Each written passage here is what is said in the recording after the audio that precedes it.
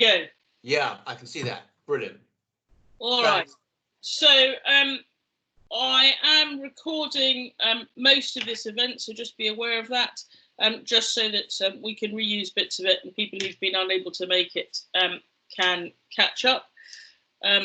If anybody has an issue with that, the first thing to do is to hide your face. The second thing is, if you're presenting for some reason you don't want it recorded, please put something in the chat, but I hope you're okay with that. Lewis has just arrived. Perfect. Hello, Lewis. Okay, so welcome to this Insight Day. This is only the second one we've run, and this is the first we've done online. So I dare say there'll be some glitches. Please roll with it. If it's obvious that somebody's referring to slides and you can't see the slides, please just put something in the chat, and Eunice will be prowling the chat to resolve any issues such as that. If you have any questions or comments you want to make during the day, when somebody's in their flow, please, there's a function to put your hand up. Please do that rather than interrupt them. That's partly because some people find it difficult to be interrupted, and partly, as I say, because I am recording it to reuse. I will then invite you to make that contribution at a suitable time. If we get to the end of the presentation, we're then going to have a discussion period. If I fail to invite you to make your point, then feel free to chip in then, so that we don't lose that contribution.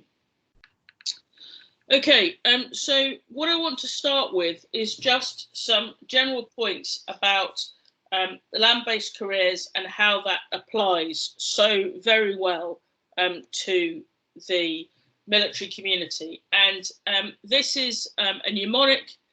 Military community loves mnemonics. I've taken the word farmers, and apart from one where I've had to slightly bend it, it works really well. On the left, you've obviously got the soldier, and that's taken in Afghanistan. On the right, a young farmer. And what these value sets down the middle are is those that reflect the qualities and values that the service person brings and that the farming and land-based sector is demanding. And I'm just going to take a couple of minutes to just expand on that.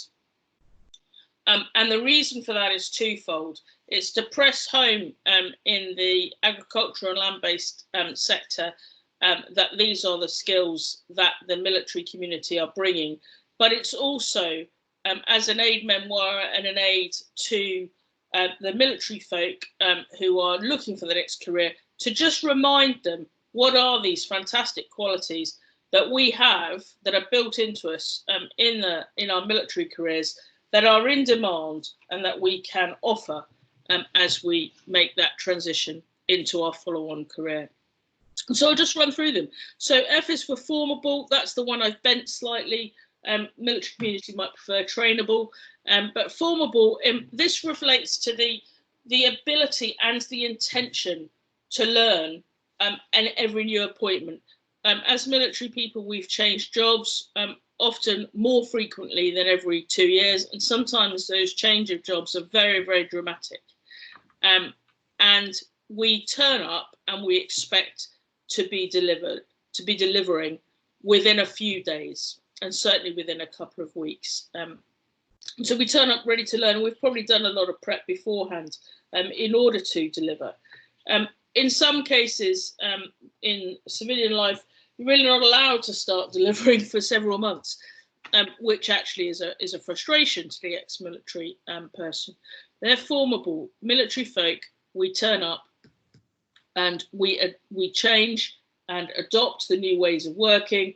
We look for ways to get involved and can be moulded to suit the culture and the outputs. Once we understand the purpose of the organisation we're working in, we will drive to deliver for it. The second one, the A, is for adaptable, and that is more in the moment, when something changes, when something goes wrong, when the plan no longer fits. Your military folks not going to sit back and regret it. They're going to get on with the new reality and adapt to change to get on and still deliver against the intent with whatever has changed. Military folk are adaptable. They're also reliable. I think this is one of those things that's very well known.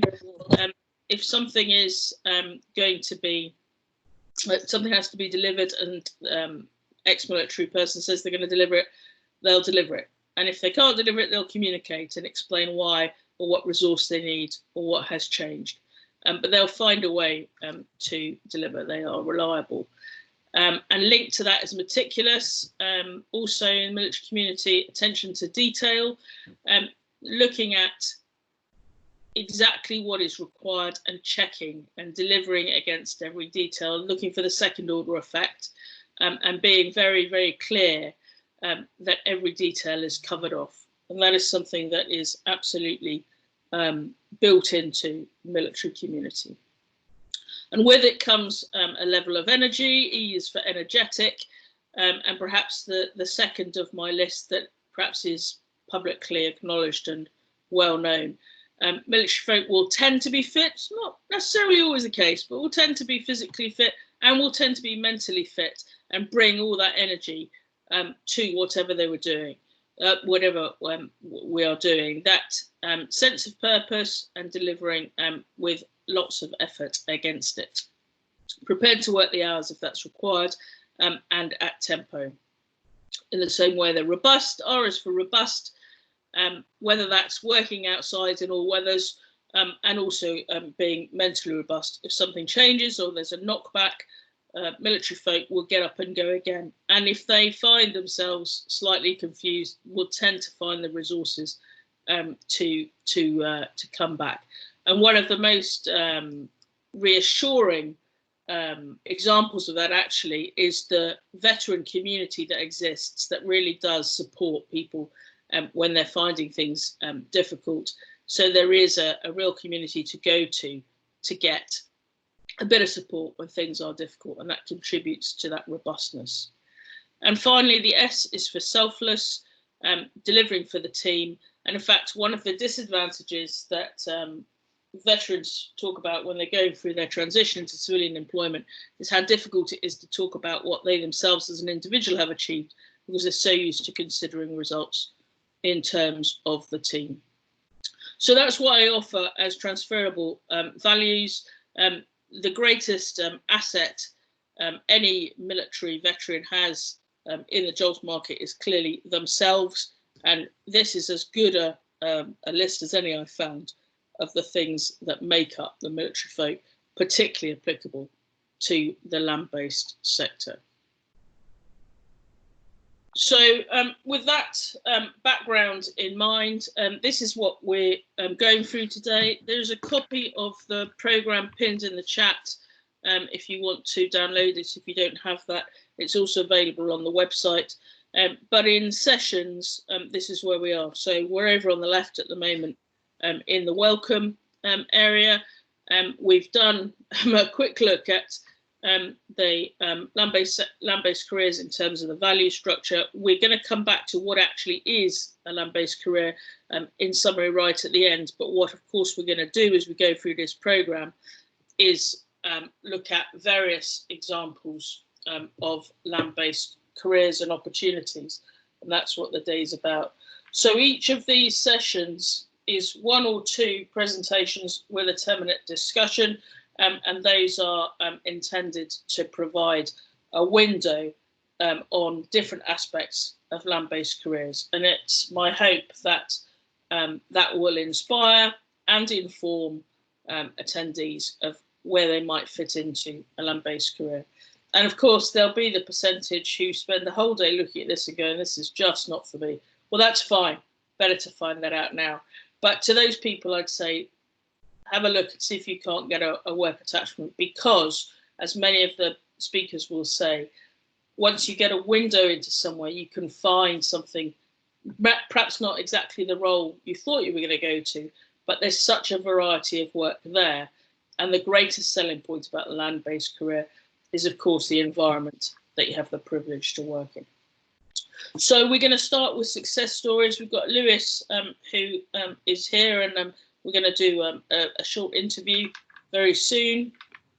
and talk about how Lewis transitioned from his last job as a military instructor into where he's working now in the Norfolk Broads. And then Ross will talk about his journey towards land management and estate management. And then we'll have the opportunity to ask those individuals a couple of questions.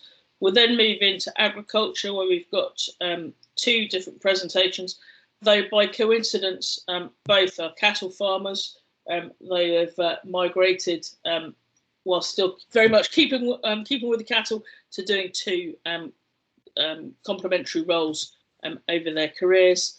We'll then look at land management. We'll then have a break for lunch, and then hopefully it'll all come back. Map of Ag with Clive Blacker, and we'll talk about the application of technology and the revolution that's going on in the sector at the moment. And then the next steps is looking at the specific military transition activity that's going on, advice and the volunteering. The final section is an excellent video that's been prepared by Andy Lee, and that gives a lot of top tips on volunteering, but also on interviews and CVs. So that's a fairly packed day, and I'll just give an opportunity for any comments or queries before then I start speaking to Lewis.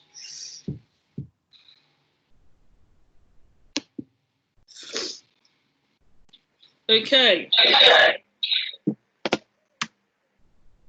So Lewis, are you there? Yeah, good morning, everyone. Hi. So I guess you can hear me. I am just trying to work out how to change this screen and not doing a very good job of it. And there we go. So, Lewis, thanks very much for joining us. And hopefully that's done that. Okay, so what I've got, Lewis, is we had a conversation a couple of weeks ago about your transition, and I'm just taking some of that. And for everyone else, Lewis hasn't got the script in front of him. There isn't one, so it's very much just we're taking him through some of the things we spoke about. So really instructive for the rest of us. So thanks really a great deal for doing this, Lewis. I really appreciate it. It's a really genuine story. And really has a lot to tell of us, I think. So let's make it nice and easy, Lewis. Just spend a couple of minutes telling us a bit about your current role, perhaps talk through a day or the people you do on a daily basis. Yeah, so I currently work for the Broads Authority, which is a member of the National Park family. And I currently manage, I'm a Waterways and Recreation Officer, so I manage about 300 kilometres of waterways and about double that of footpaths. I kind of sit on the fence between strategy and operation and delivery. And yeah, so anything access related is kind of my bag.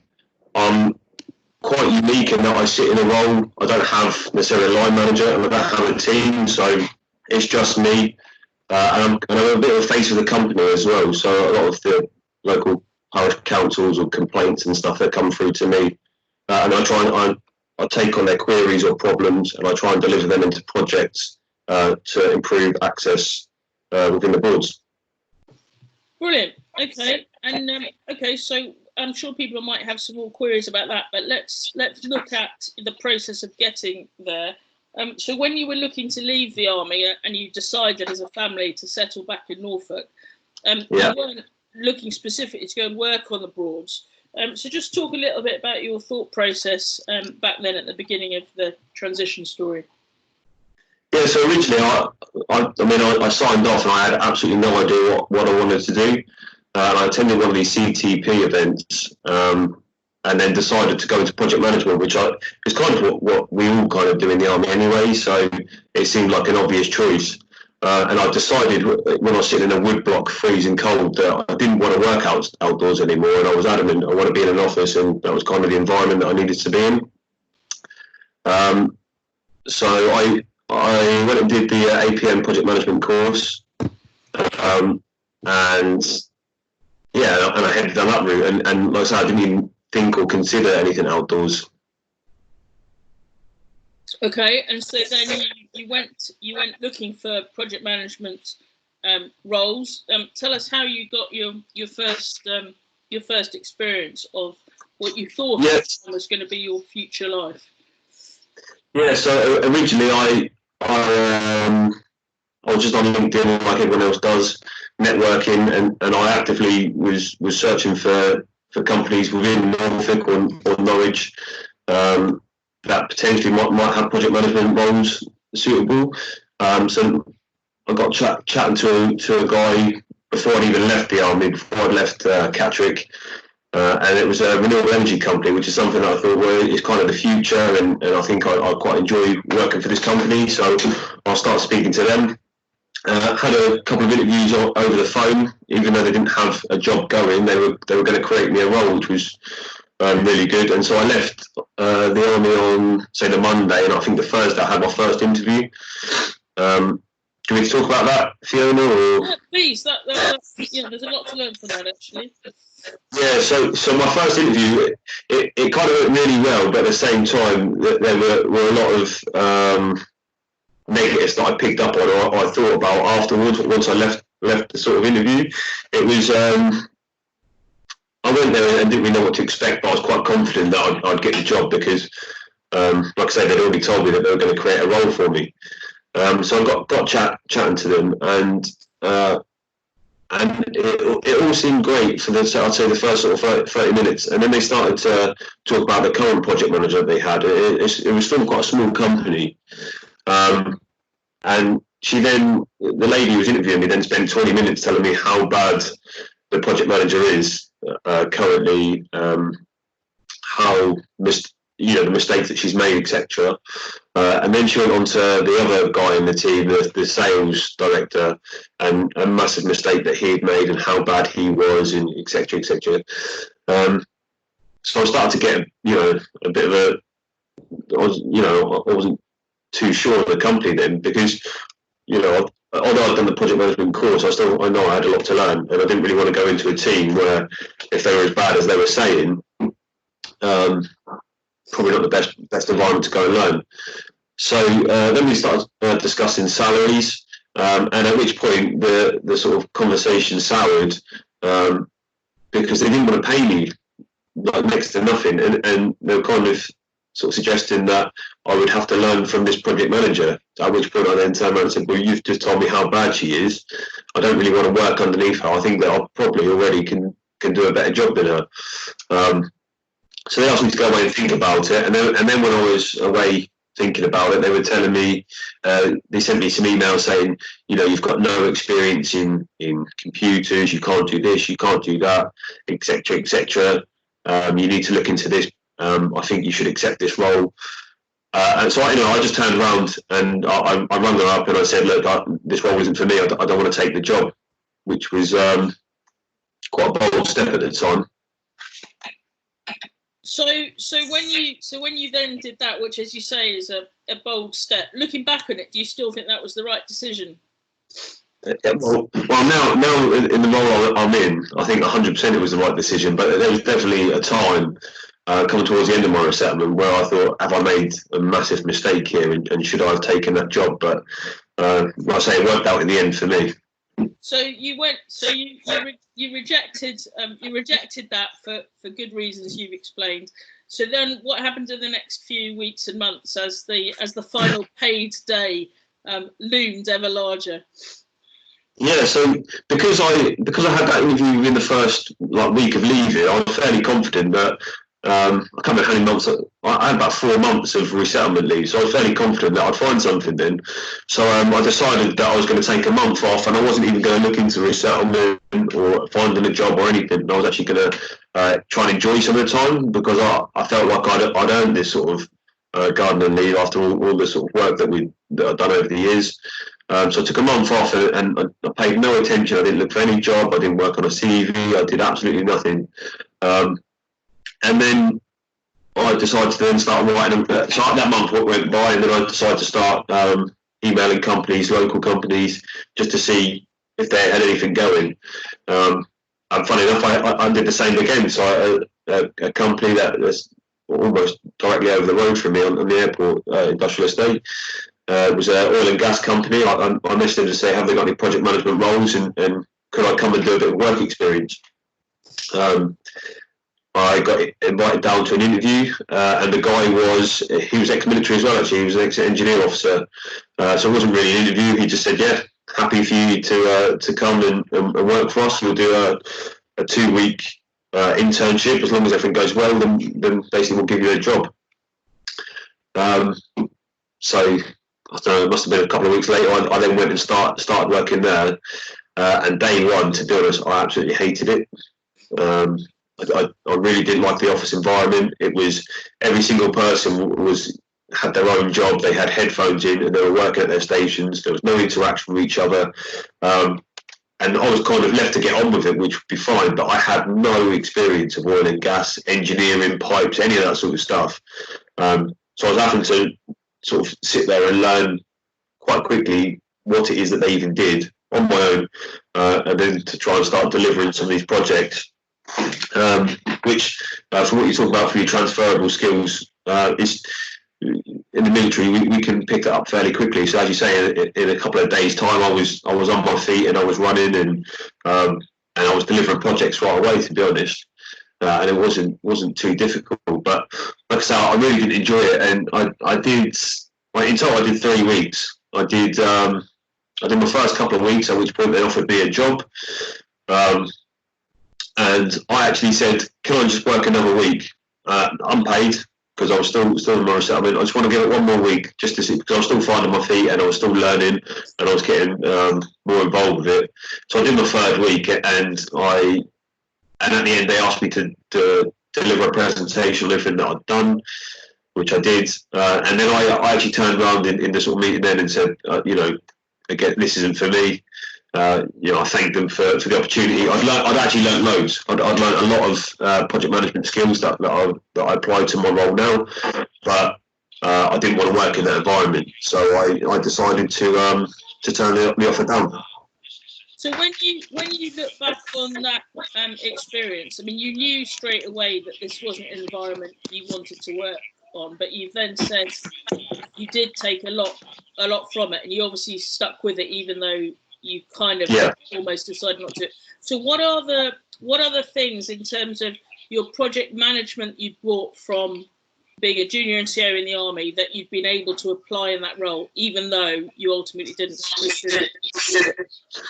It's just about it's almost like doing the estimate, really. You go through the what I need to achieve and why and all that sort of stuff, and to be honest, we're sort of, in the army we deliver, we have to, there's no other option. So it's kind of that just pursuing that excellence and making sure you're delivering on time and within budget. That's what you do in the army. There's no other option. So when you go into project management, you're used to organising tasks, you're used to getting things done, which is what I took to that role.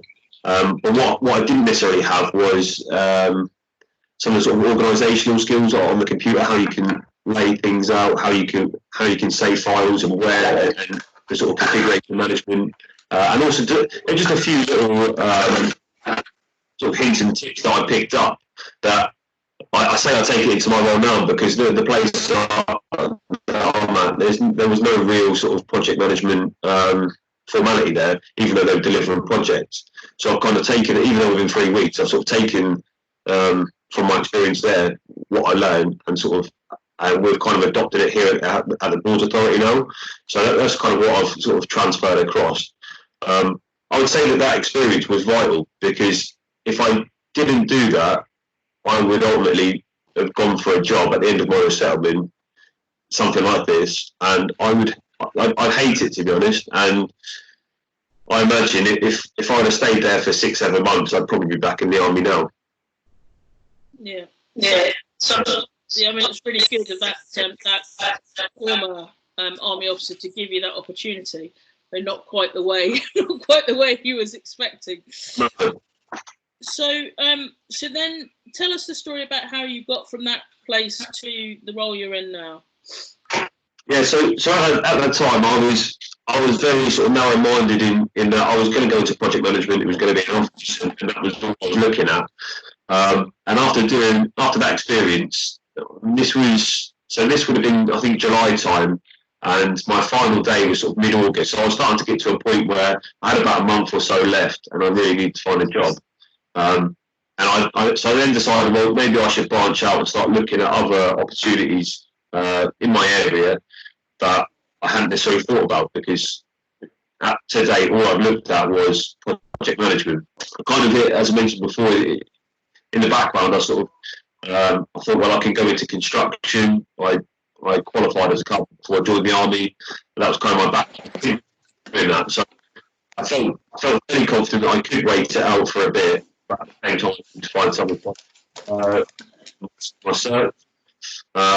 And it was just a case of I was searching things like managerial positions or supervisor positions, within Norfolk, and seeing what was come up. And then eventually this thing of the Boards Authority come up, and to be honest, I've never even heard of the Boards Authority, even growing up in Norwich. I knew of the boards, even though these sort of jobs existed. So when it came up, it's a Waterways and Recreation Officer, and I didn't know what it meant. And to be honest, even now, sort of 6-7 months down the line, I still don't exactly know what the role means. I'm still learning it. But I just thought I'd apply for it, and I just threw everything at it.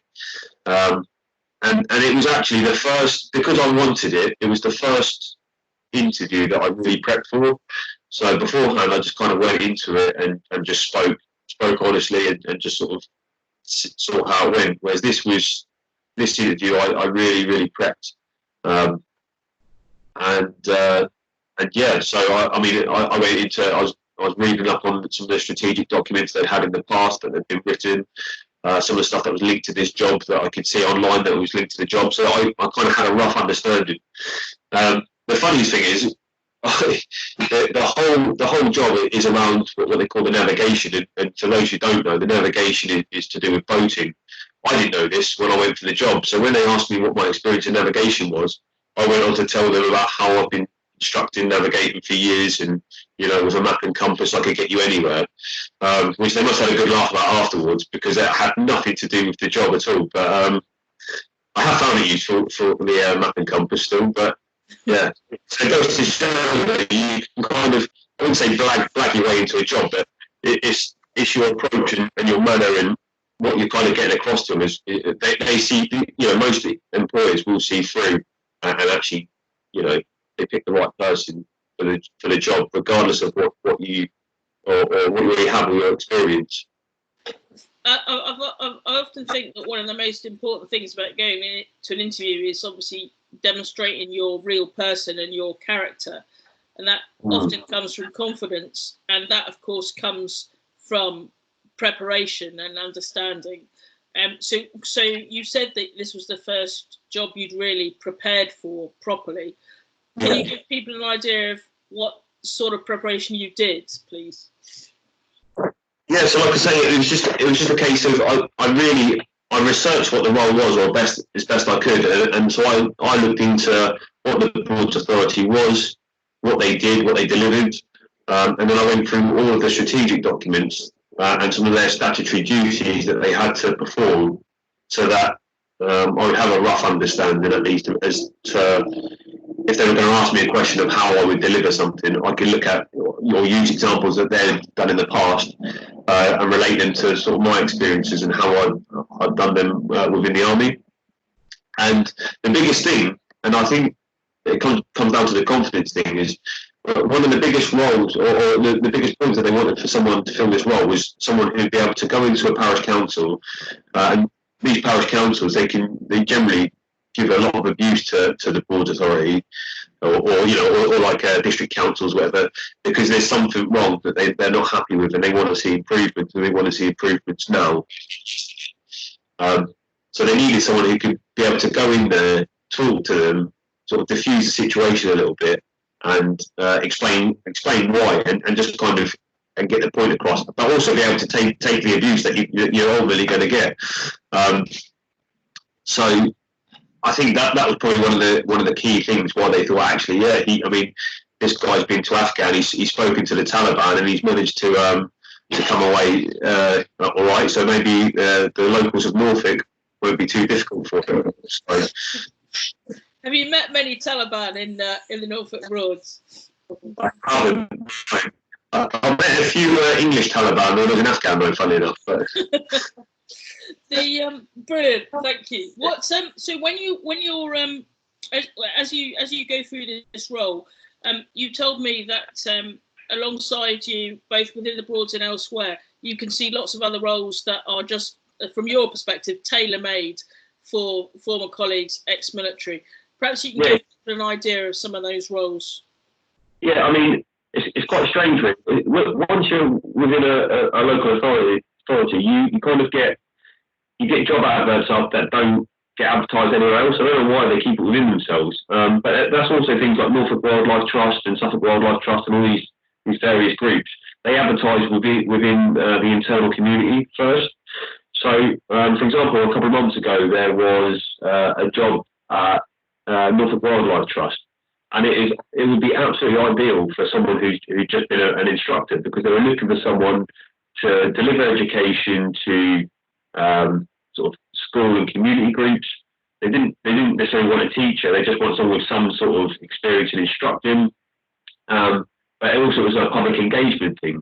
Well, that, you know, the army and someone who's been an instructor, that would be an ideal role for them, and the money was like incredible. I almost thought about going for it myself. In terms of my role, so I'm sort of deemed as an access officer. So every national park has an access officer, and there's 2 other national parks that have access officers that are ex-military. Within my establishment, there's only one other ex-military that I know of, and he was Remy, I believe, and he is in charge of maintaining all of our boats and equipment.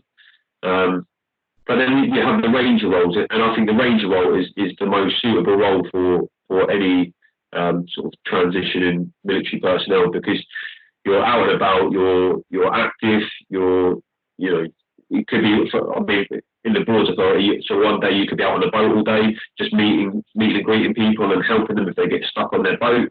The next day you could be out doing some sort of conservation management, tasking, etc. But really, you're the face of the company. You're out there all the time, working either on your own or in a small team, delivering sort of benefits to the Broads, and like I say, and that public engagement role.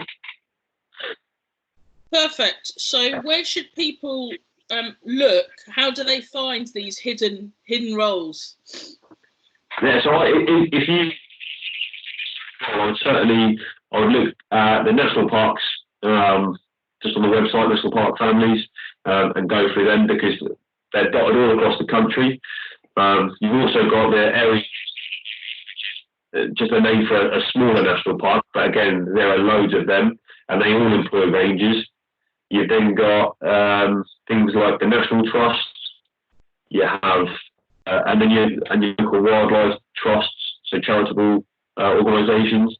You can also look for your local councils, and it's one that I've sort of learned only recently, is that most district councils or county councils or whatever you have in your area, they actually employ green infrastructure officers, especially if you look at project management.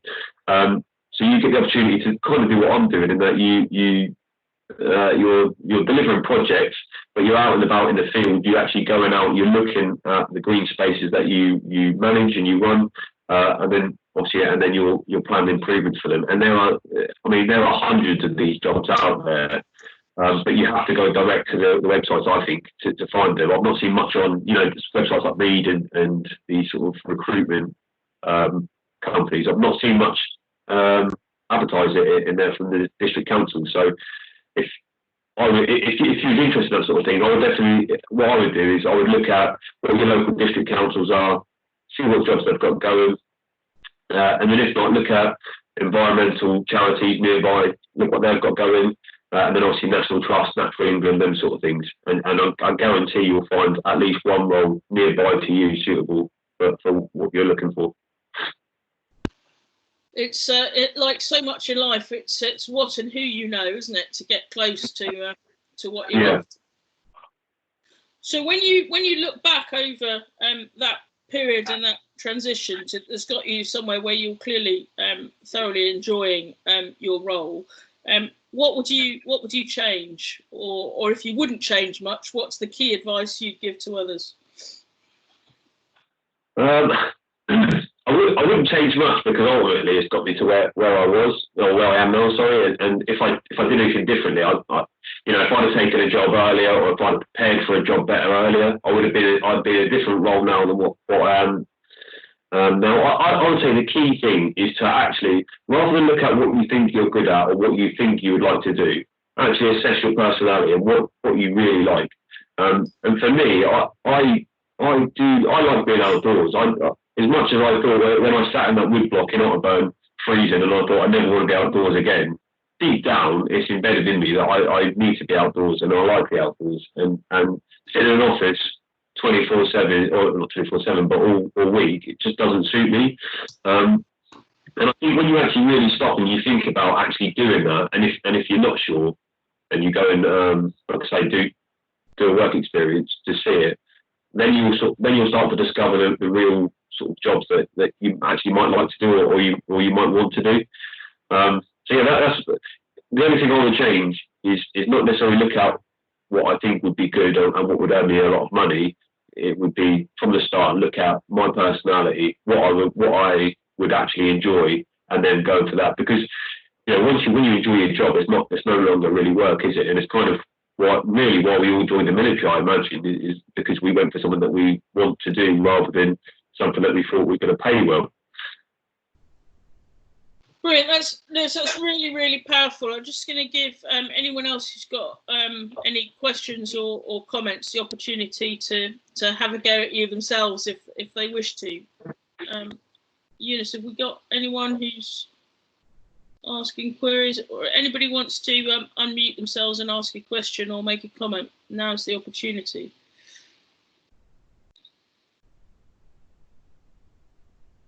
Can't believe you're going to get off lightly, Lewis, with just me asking you questions.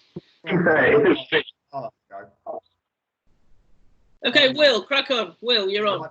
Morning, Lewis. Really nice to hear your story, and it's a breath of fresh air, to be fair. And thank you for that.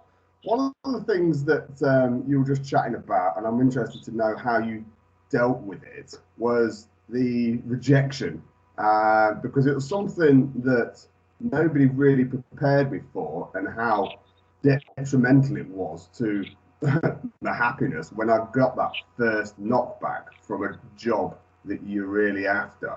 Were you subjected to that, and how did you cope with it? Yeah, so what I didn't speak about is when I don't think I had any. I don't think I really went for any jobs before the oil and gas one. After the oil and gas, I went for a few jobs. I think there's maybe 2 or 3 that I went for, and I got knocked back. And it is demoralising. No matter, and they weren't roles I particularly were interested in either. It was just jobs that I kind of went for. And even still, like you say, it takes a knock, and you just have to see the light at the end of the tunnel. And that, ultimately, I mean, for me, my driver was I've got my family, I've got a mortgage, I need to deliver. So, I just thought, well, I'm going to have to just sort of shrug it off and keep moving and find something. And I think the key for me was having something in the background. So in my head, I had a backup plan, and that I was going to go work on site, and I'd be fairly happy doing that, and I'd work my way up. And that was kind of what I decided. And what I actually did is, because I thought, well, how can I take that as a backup? What I did is I went to, Persimmon Homes, the house builders. So I sent them an email and my CV just to say, look, I may be interested in looking for a role in construction. What could you offer me? And so I went to a job interview, and they offered me training as a sort of assistant site manager, and they offered, and that started in September. Which that was then my backup for. I said, okay, I'll go away and think about it, and then in the back of my mind, I had a backup then, so that if all else failed, I could go and do this. The money wasn't great to start with, but I knew the money would be fairly good later on. And so then when I was going for roles and I did get knocked back, I wasn't really so. it affected me a little bit. But at the same time, I thought, well, you know, they don't see the potential there, and it's kind of I treated, I was quite arrogant about it, and I treated it like it was their loss. And like I said, I think any company, if they gave you a chance as like an internship, if they did that, a work experience, they would probably hire you, because as Fiona mentioned at the start, you can pick something up in 2 days and be delivering, whereas most civilians, it will take months. But yeah, like, nothing prepares you for rejection. There's no easy answer to it. You know, it's just something that you will probably face at some point, and you just kind of have to swallow it and keep going, because ultimately you've got a time where you've got to find a job at the end of it. Yeah, I say I did face rejection. I just had to swallow it and get on with it, to be honest. Yeah, well, thanks, man. Is that all right, Will? Lewis, Yeah, that's really fantastic. We've run out of time, though. I've got a feeling this conversation could go for a while longer. I know you're very happy to hear from people, and is the best way to connect with you on LinkedIn? Yeah, that's fine. If anyone's got any messages, because if I was sitting there, I probably wouldn't answer up. I'd probably wait and message afterwards. So if anyone has got a message or a question or anything, just send me an email, LinkedIn, or Fiona, if you're happy to share my email address. Yeah, get the questions away to me, and I'll be happy to help anyone. You know, and even with something like work experience, I sort of mentioned to Fiona before. If you want to see how is running the Bullseye guy, I'm happy to sort of try and help out and get a role going, so you can do some work experience with me, and just see what it's like. Brilliant. Thanks ever so much, Lewis. And I will share an email address. I'll put it in the chat in a minute, and then I'll share it with for the notes for anyone who's interested. That's really brilliant, Lewis, and thank you very much for giving us such a positive start to today. We will keep the energy going, and there's Ross with his new beard, like every other male in the country at the moment. The trend's been exacerbated even more by our lockdown. Ross, thanks very much for joining us. And we've taken a different approach. I'm going to shut up for a while, and Ross is going to tell us his story. He's currently working in Yorkshire, which is what he wanted to do, on an estate. And Ross, I'll let you tell people more about that and the journey you took to get to that first job. Thanks. Thanks very much, Fiona. Yes, lockdown beard in play, but also my COVID cut is also showing, which looks absolutely terrible when you're on Zoom or whatever, but never mind. And good to see some names that I recognise in the meeting room there as well. So thank you very much for letting me chat to you for a little while. So what I'll do is I'll speak for about 15 minutes and try buy a little bit of time back towards the end there for any more questions. But the same offer goes, Fiona, if you want to pass out my email address or find me on LinkedIn. Any questions you don't get to ask, then I'm more than happy answer what I can later on down the line. So I'll tell you a little bit about me, what I currently do and how I got here, and essentially what worked well for me and what didn't work well. As from what Fiona has told me, I'm the most recent service leaver talking today. So I left 5th of February was my last paid day. And I started work here at Camp Hill Estate on the 1st of March. And then in this slightly odd COVID-19 world, I've been working from home for the past kind of 7 or 8 weeks or so. So I was a major in the Royal Artillery, did my 16 years and left at my immediate pension point. Critically for me, that gave me a 2-year resettlement window to start poking my nose into people's businesses and essentially try and understand exactly what it is I wanted to do. I fell into the bracket of having a pretty clear idea of what I didn't want to do, but no real direction of a specific job role that I thought that I wanted. So I was kind of flying a little bit blind, but spent the first year trying to investigate exactly where it is I wanted to end up. So my current role is for a business called the Camp Hill Estate, and that's up in North Yorkshire. And it's an estate that is privately owned, that is orientated to play host to corporate events, educational, residential visits, weddings, venue hire, festivals, you name it, they can pretty much play host to it.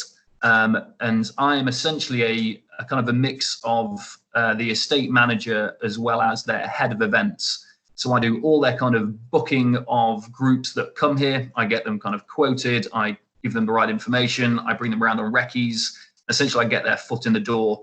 And then I'm responsible for organising the estate to be able to cater for the group that comes here to use 300 acres of Yorkshire countryside in a safe way. So that role has now transformed slightly, and I've been involved in everything from business development, modelling what the business can do to try and survive the COVID-19 storm. Been getting involved in marketing. I've been getting involved in liaison between stakeholders. You kind of name it. I've essentially made myself the 2IC of the estate owner and the business owner who still works and runs the business. And I'm fortunate enough to be heading out in about the next hour to jump on the mower and go cut some of his grass for him because he's dealing with all the maintenance team. The maintenance team's been furloughed, so it's essentially me and him doing all the maintenance on the estate as well. So I'm happy as a pig in muck. So looking at your acronym of farmers at the start there, Fiona, certainly formable, as in I'm trying to make myself as indispensable as possible and as useful as possible. Being adaptable to a changing circumstance, I think he has seen some real kind of fruit borne out from me kind of trying to run a team at distance and try and put some energy into the morale of the team that obviously is in a slightly uncertain world at the moment. So several items from that list certainly ring true with my example. So my resettlement journey, immediately as I started my kind of final 2 years in military service, I came across the hurdle and a repeated issue of not being able to find any real transferable qualification that I could get my hands on to do as part of my resettlement to get myself into the rural sector. And it's an issue that rose again and again and again throughout my entire time. So short of doing a 3-year degree or a 1-year kind of, part residential, part distance learning master's degree, I couldn't find anything less of that to try and get my teeth into with the money that the military gave me to requalify. And for a sector that deals very much with convention and tradition, trying to articulate the kind of ancillary skills that I could bring to a position was particularly difficult, because if you didn't have the right acronym after your name from the Institute of Chartered Surveyors, or hadn't done your CAV exams, for example, essentially it was who's this guy and why is he trying to be a land agent? It was very difficult to broach that initial barrier. So I ditched about 8 weeks worth of planned and booked resettlement activity, things like IOSH, project management, basic accountancy courses. I cancelled the absolute lot of it. And I spent as much time physically possible volunteering time on private and public estates around Yorkshire. And that was really where I think the turning point of my resettlement started to gain a bit of traction.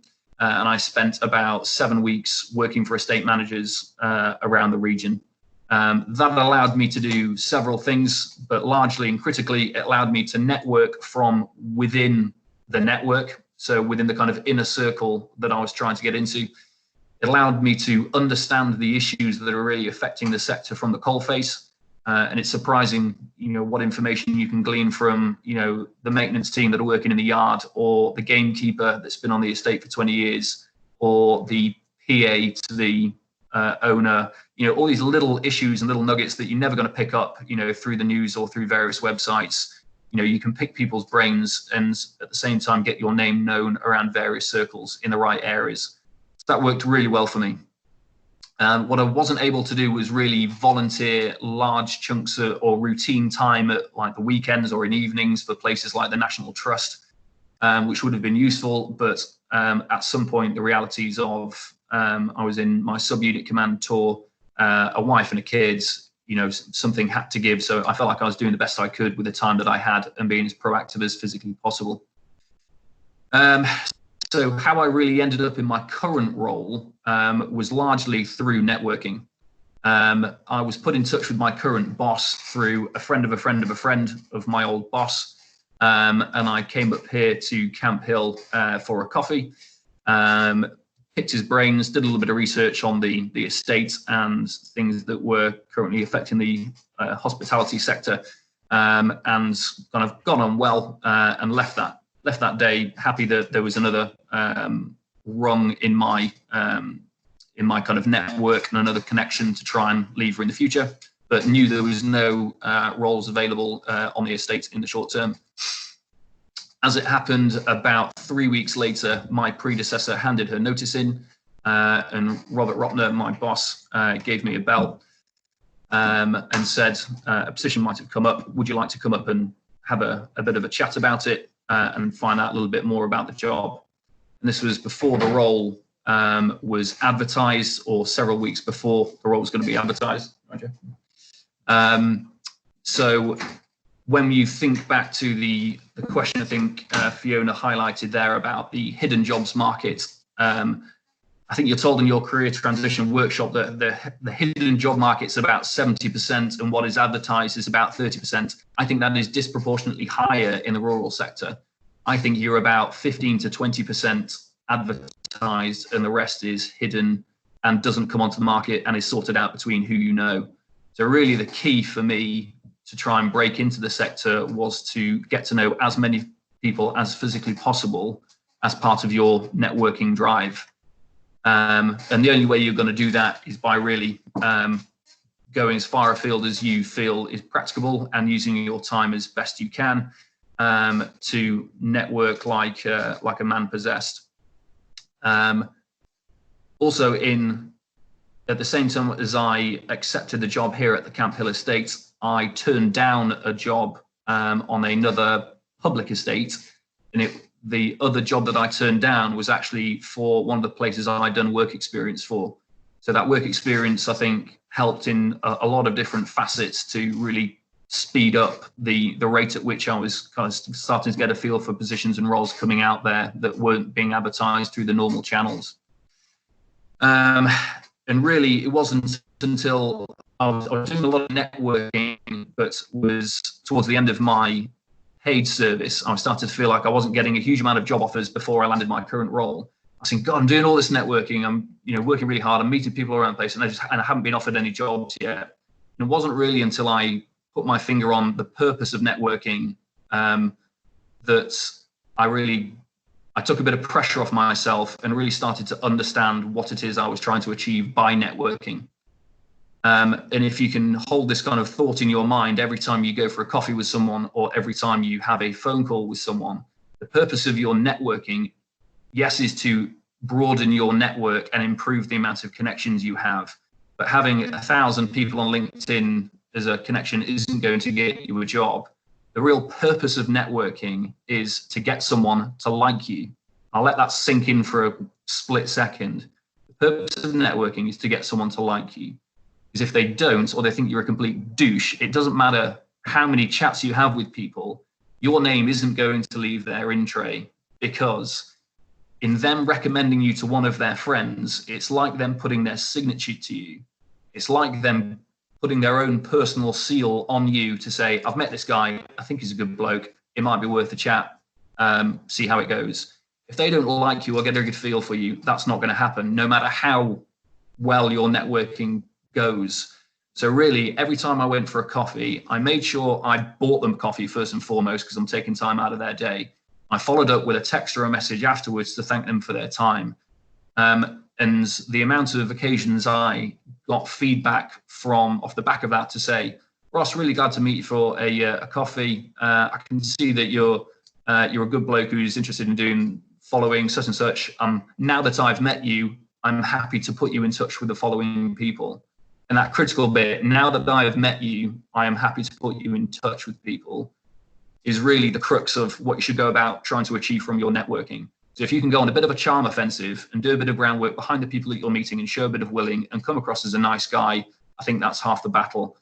Not that I suspect any of you will be a complete, without swearing, difficult to say, learning to curb my language in a civilian environment.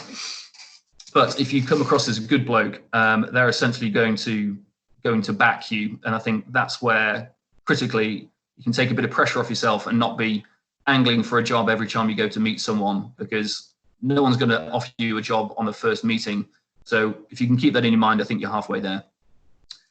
So the things I did well, or like to think I did well on a reflection from leaving the services, I networked early, and towards the end of my resettlement, I started to close down networking loops. So I would get in touch with a fresh contact and they would say, oh, fantastic, now that I've met you for a coffee, get in touch with this guy. I'd be, I met that guy for a coffee last week, or I've already had a chat with that guy. All right, what about this guy? Yeah, met that guy, spent a bit of time on his farm, blah, blah, blah, had a chat about this, that, and the other. Great. So I started getting a feeling like I was starting to whittle down the amount of people that I could network with, given the amount of time and effort that I'd put into networking across the region.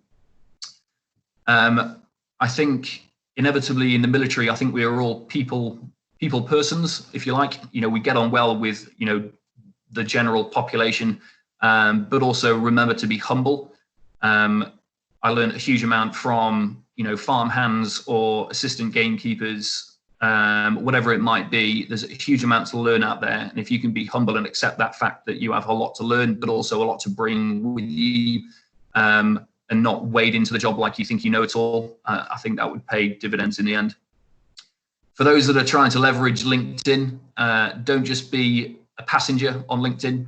So, you know, just liking and sharing isn't enough. You need to be a contributor on LinkedIn to ensure you can demonstrate to people that you understand some of the issues that are affecting the sector, that you are informed about what is going on in a particular industry that you want to go into. Don't just sit by and kind of watch the trickle of photos go through. You know, get involved and start getting a name for yourself by making considered contributions on LinkedIn. Lastly, I think what I did well, although I potentially strayed towards the end of my time as the clock started ticking down, was I stayed true to what I wanted at the start of my resettlement. And it's probably the best advice I was given before coming into my resettlement journey. If you want to be working outdoors, or if you want to be working in an office, or you want to bring in a six-figure salary, whatever it is, whatever is your driver on leaving the services, stay true to that, because it's really easy to be led off the path by the lure of something else, whether it be an opportunity or a big pay packet.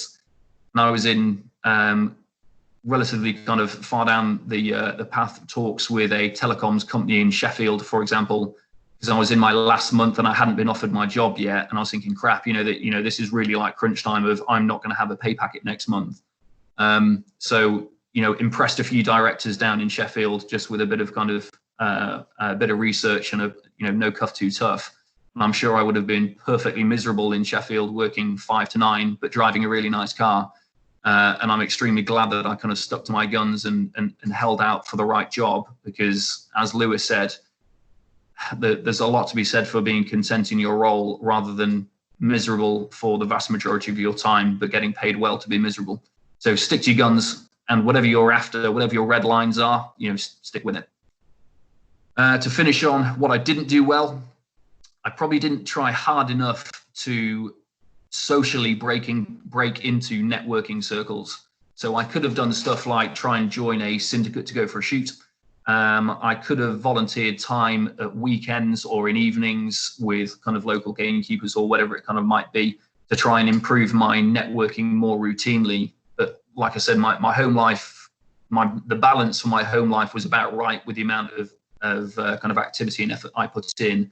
But it probably would have helped speed up breaking into a few other kind of closed networks and kind of hidden jobs markets, I think. And lastly, I didn't do any requalification during my final year in service. I didn't use my enhanced learning credits. I used a fraction of my resettlement grant because I just couldn't find any courses that were going to be transferable or recognizable into the rural sector. So I don't feel any better kind of requalified for the journey, but that was a considered risk, and making the best of a bad situation and trying to turn that into a positive by taking on more work experience, which I think bore more fruit in the long run.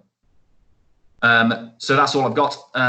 Like I say, any questions, I'm more than happy to take them, or if you don't get the opportunity or the chance to ask them now, Fiona will throw my details up for you to either drop me a message or find me on LinkedIn, and I'll help as many of you as I can. Ross, thanks very much. That's really powerful, and obviously very recent. And thank you very much for the thought you've put into that in advance. Can I just take you back to that comment you made about ditching 8 weeks of planned resettlement, and perhaps combine that with your comment just towards the end about the lure of other activities, and just describe a bit more, if you would, the path or the pressures you felt from other people, and what it was that convinced you to do the experience and the networking, rather than what I think a lot of people experience, which is get qualifications, get as many qualifications as you can, spend your ELCs, don't waste them, which I see a lot of people thinking is the right way to go ahead. What, from a distant 6 months down the line, do you still stand by that? And how did you find the golden light that led you the right way? Yeah, thanks, Fiona. I don't think there was any pressure from anybody else, to be honest with you. I think the pressure was all self-imposed on me, especially kind of as that clock starts ticking down, the pressure increases, the reality starts kicking in. I think everyone gets a bit of that kind of grand rush towards the end, and you think, I just need to get that kind of first job, and I'll be kind of happy I can move wherever from there. So all the pressure was really self-imposed.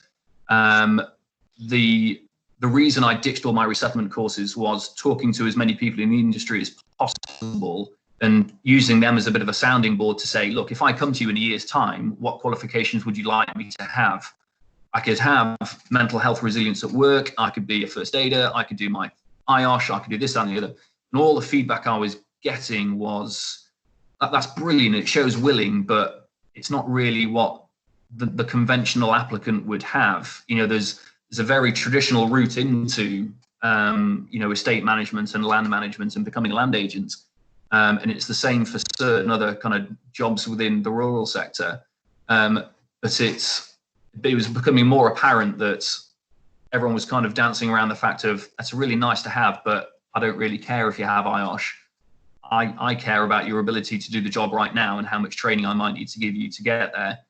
And it was in having a chat with another military contact who is also an estate manager down south who found the same problem, and he essentially took the approach of ditching all of his resettlement activity and saving all of his leave over 18 months so that he could spend about 6 months gardening leave effectively. And he spent 6 months volunteering on an estate as an assistant estate manager, who obviously took him on, because why wouldn't you want to take a clued on, switched on guy for 6 months, not have to pay him a bean? And inevitably he ended up getting a job on that same estate, and he's now the estate manager there. So actually that kind of made sense to me, and I just could not find an avenue to throw my enhanced learning credits at or my resettlement money at full of the money. So it was I think a natural conclusion, maybe a little bit bold at the time, but I kind of stand by all the opportunities I have had, put it this way, are off the back of work experience and networking, not from my qualifications or my CV. Brilliant, thanks. Let's give everyone else an opportunity to ask any questions. There is a question in the chat. Okay. And it is from someone at harper.ac.uk, because it just comes up as a number.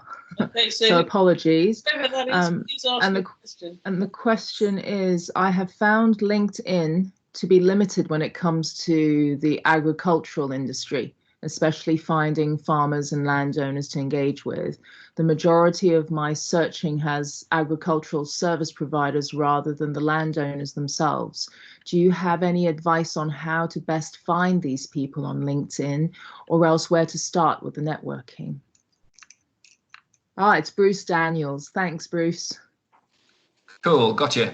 Yeah, LinkedIn's tricky because many of the landowners or business owners aren't on LinkedIn because they're probably rich enough not to be, not to be bothering scrabbling around trying to build their network.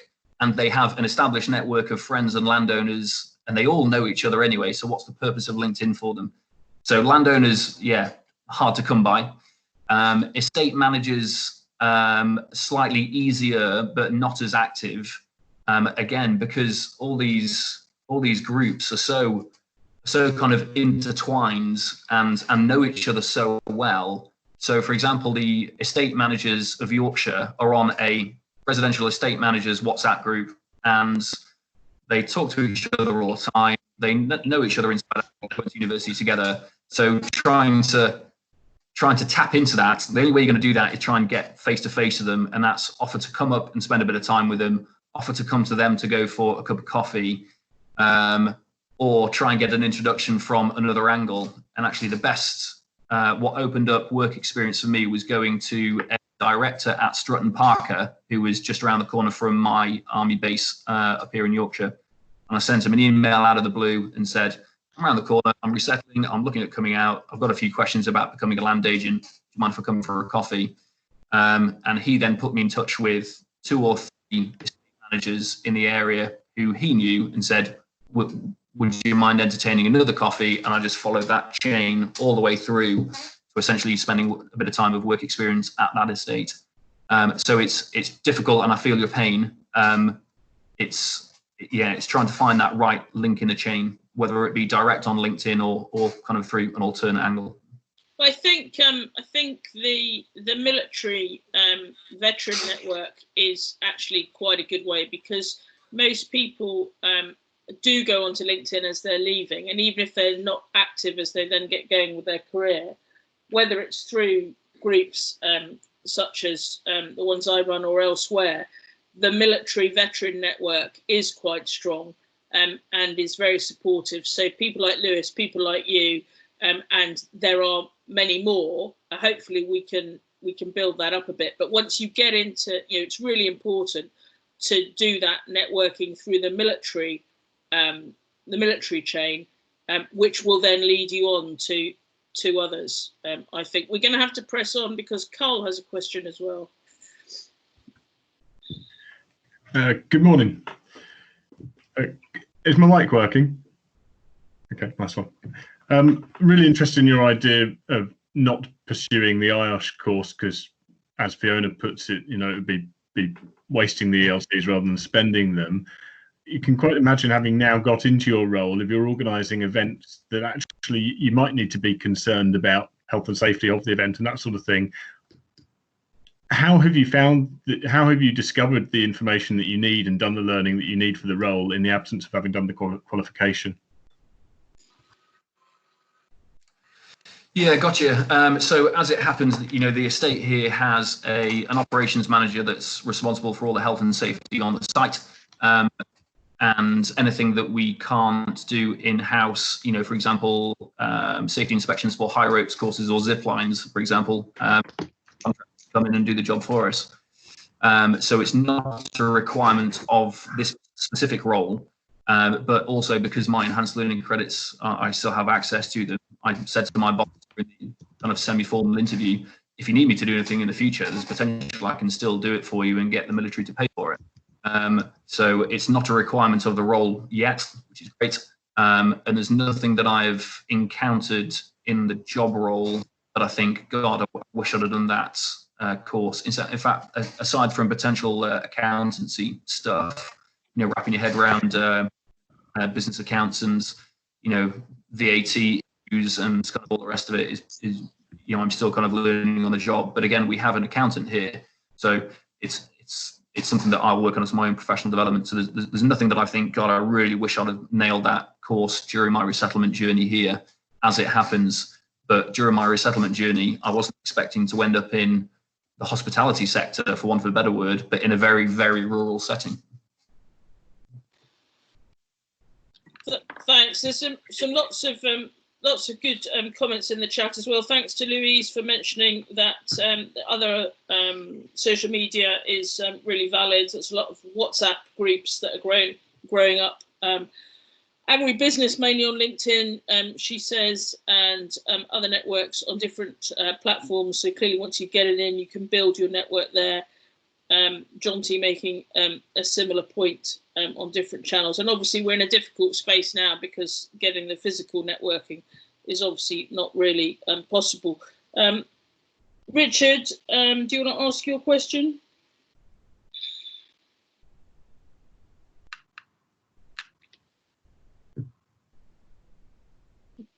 Maybe still on mute. Ross, how much was location a factor, and how far were you prepared to travel or move to get your first job? Geography was probably the biggest limiting factor for me in a job. My wife and I own our own home in Leeds, so I had the kind of pin in the map, so to speak, just like every other military posting I've ever had. So I knew I was restricting myself and fishing in a slightly smaller pool, but there's plenty of countryside and plenty of land that needs managed in Yorkshire. So I like to think the setting was right, but I was willing to travel that kind of golden hour from my house to an estate, depending on whether or not the estate required me to potentially live on the estate as part of that management role. Would have been a different question. There's other factors there to consider, wife in full-time employment, little boy in childcare, all that kind of good stuff. But it was probably the biggest factor for me to kind of whittle down where I was looking. But at the same time, perhaps that made it easier because I knew my network was going to be a bit smaller. And I wasn't trying to network down in, Devon, for example. So perhaps that made things slightly easier. Brilliant, thanks. And Rich is having some difficulty with comms, so I won't offer him the chance to come back just yet. One last question before we take a break from Chris. Chris, Ross says that you were talking about not being content with a job that might make you miserable. How have you been able to find a level to pitch at when you were looking outside what he describes as the well-trodden path into London, which I imagine is where that point of view is because people sort of understand the sort of rank range, unfortunately, that people pitch themselves against for jobs. So have you managed to find your level? Yeah, great question. And I think it makes you be very honest with yourself, this process, in what you want from a second career and what passes the mirror test. As in, you've got to get up in the morning, look yourself in the mirror and say, is this really right? And is this for me? Everyone in this forum and beyond will have their own kind of financial red lines that they kind of can't go below, as did I. It's, sitting down and being honest with your other half and saying, right, what can I afford to take?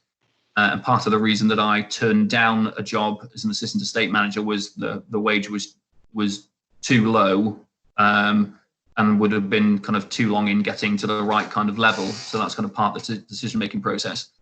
But I had no qualms in kind of pitching for jobs that were below what was my major's pay packet, and it was, you're never going to be well, the potential exists to never be a rich man in the rural sector, but if you enjoy your job, that for me was far more valuable than being miserable in a very well paid job and slogging down to London every other week.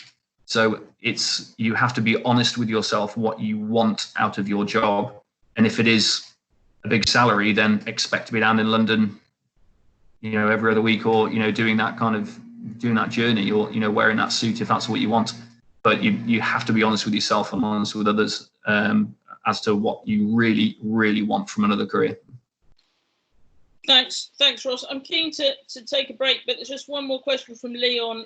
If we can handle, just very quickly. He does say he's still got time left to serve, and so is there anything that, given he's got plenty of time, you would recommend as a course that would be of his benefit as he prepares to leave in a few years' time?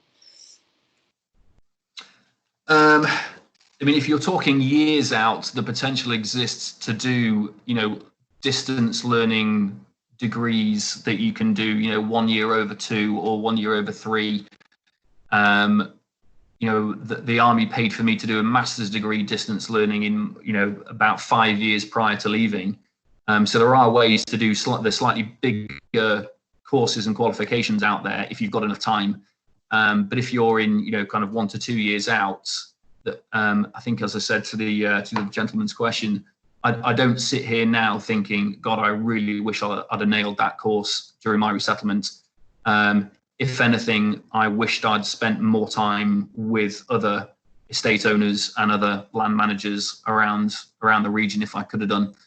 I think I found it far more beneficial in terms of what I have learnt, but also what I have gained in terms of broadening my network and creating more opportunities for myself. So personally, for me, less courses, more volunteering, more work experience, more time, more hands on the job, that kind of thing, I think will pay off more dividends. Ross, that's really awesome. And there's a couple of useful things if people want to just check the chat. A few people have commented and offered advice, and please continue to do that. If we take a break now, rather than the 10 minutes, to be 3 to 5, and thanks ever so much. And we'll come back in 5 minutes and carry on with a section on agriculture, on cattle and regenerative agriculture. Thanks very much.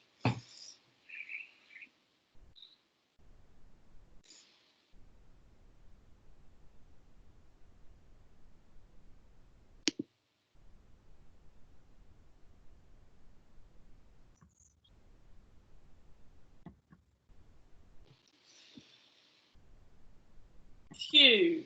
Hello, how are you doing? All right, thanks. Good. Can you, how do I share my presentation then, Fiona? So if you go into the bar at the bottom of the screen, it's a floating bar. Yep. And you there's a sort of down arrow into a screen. I've got that, and an up arrow share. Yeah. If you press on that, and it should offer you your presentation if you've got it open on your screen. Oh, I've got to update my security settings, I think. Hang on a second. Okay.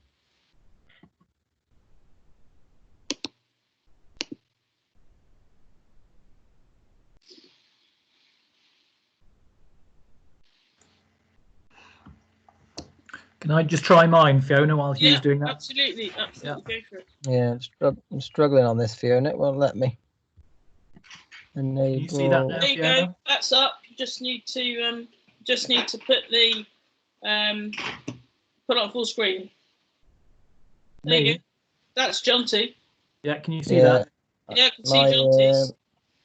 How do I get rid of mine now? So if you go to the same place, you should have a cross. There we go. Yeah, thank you. Yeah, I've just got to find a way of unlocking mine.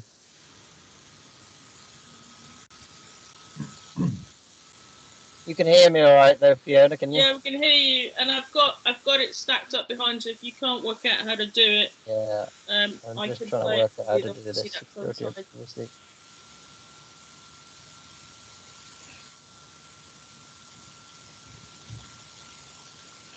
Just shout if you want me to go first. I can go next if you wanted. Fiona's got my presentation, so we're good to go whenever. So if I can get it to work on here, great. But if not, show all preferences.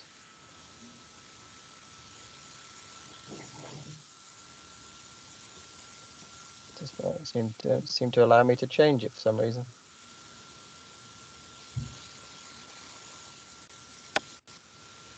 Ah, here we go. Teams.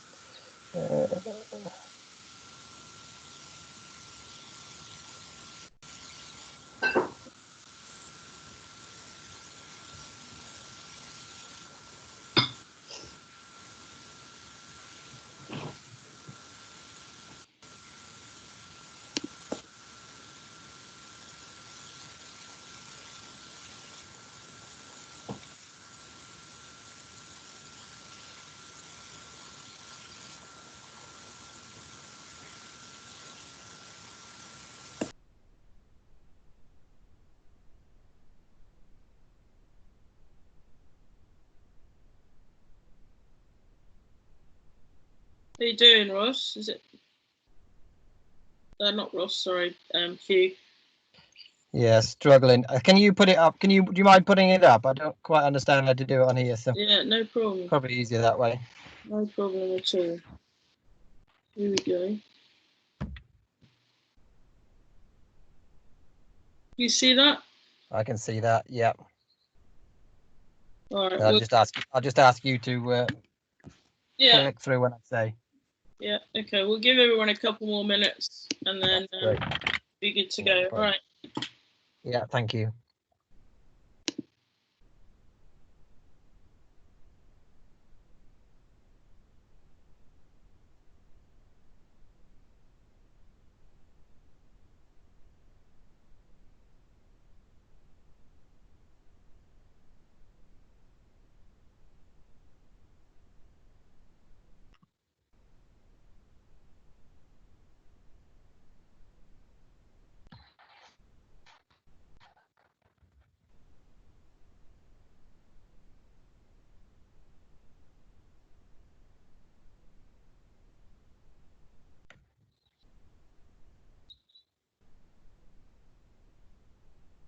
Okay, we'll start Great. to gather people back up again. If you're pouring a drink or running back from the loo or whatever you're doing,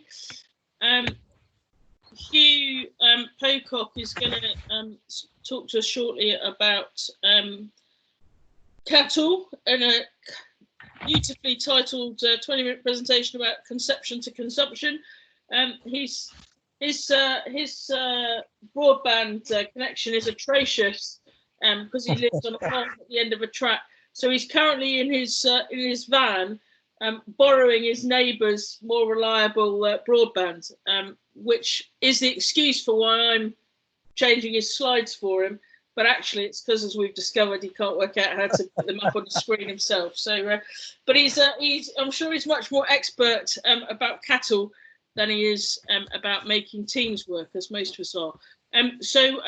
Thanks very much, Hugh. Hugh and I do work together, and he's offered to put this together just to really illustrate the huge amount of opportunity there is around agriculture, as well as directly in some of the more obvious roles. So thanks very much for doing this, Hugh.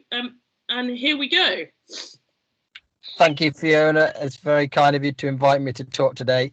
And sat in my car outside my neighbour's house is going to be a challenge, I think. I'm going to turn the video off. You've seen my ugly mug probably for long enough now. Hopefully that will make sure we got enough broadband width to continue. You can hear me okay. So I'll turn that off now if that's all right. Good. Can everyone hear me okay? Yeah. Fiona, that's good, is it? Yep, that's fine.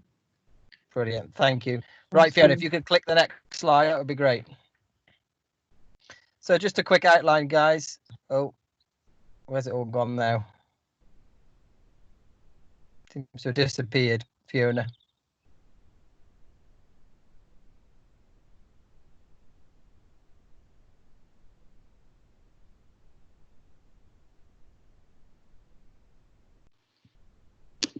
Sorry, that was Jonty bombing you.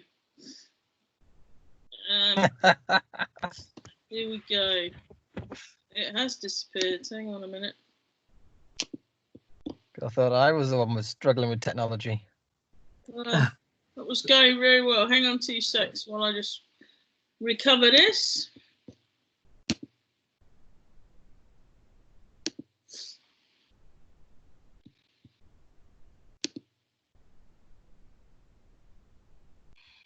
Can you see that again now, folks? Yep. Yeah.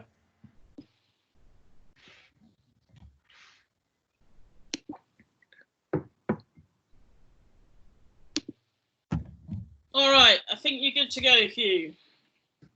Presentation outline is up. Over to you again. Okay, great. Okay, brilliant. So yeah, quick outline, guys. Who are we? Who's Cultura? What do I do with that business? I believe there's a world of opportunity in the agricultural sector, and today I'm going to talk about dairy farming in particular, working on farms, dairy cow fundamentals, and linked industry opportunities. Hopefully this can enlighten a few of you in terms of the opportunities that are there. So if you can click on again, Fiona, please.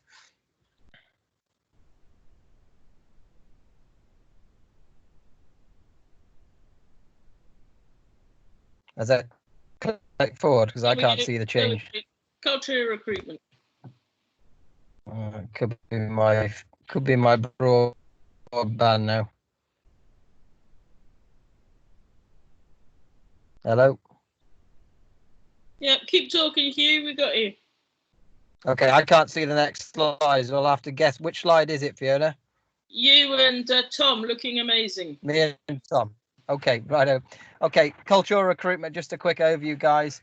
I've been involved in the ag sector and agricultural industry for over 20 years. I farm myself, and in particular, I've had frustrations in terms of recruiting people over the years, and it's one of the frustrations I had that really led me into being involved in this business, because I found a lot of recruitment agencies would fire across CVs without really understanding the qualities of that person and how they could fit and work very well in that role. So that's one of the main reasons that we set out to set up Cultura. I teamed up with my business partner, Tom, who again has over 20 years experience of recruitment. So the two of us hopefully can work together to really help the clients, but also more importantly, the candidates. So in terms of my farm, I've got a cattle farm. I farm beef cattle, sheep, and I also have dairy replacements for my brother-in-law's business. So that's a bit of an overview in terms of Cultura. If you can click to the next slide, Fiona. Okay. So a world of opportunity. I really believe that agriculture, as I said, has a fantastic opportunity. But if we look at the dairy sector itself, I think there's 1.9 million dairy cows in the UK, and there's probably similar again of beef cattle. The average herd size now in the UK is 148 cows per herd, but some of these herds now are getting up towards 3,000 cows on one unit. So there's an awful lot of opportunity there for large operational type business structures. Another thing, quite interesting fact, is the average age of a farmer is 59 years old. That itself leaves lots of opportunity because we need lots of younger, more enthusiastic people coming into the industry.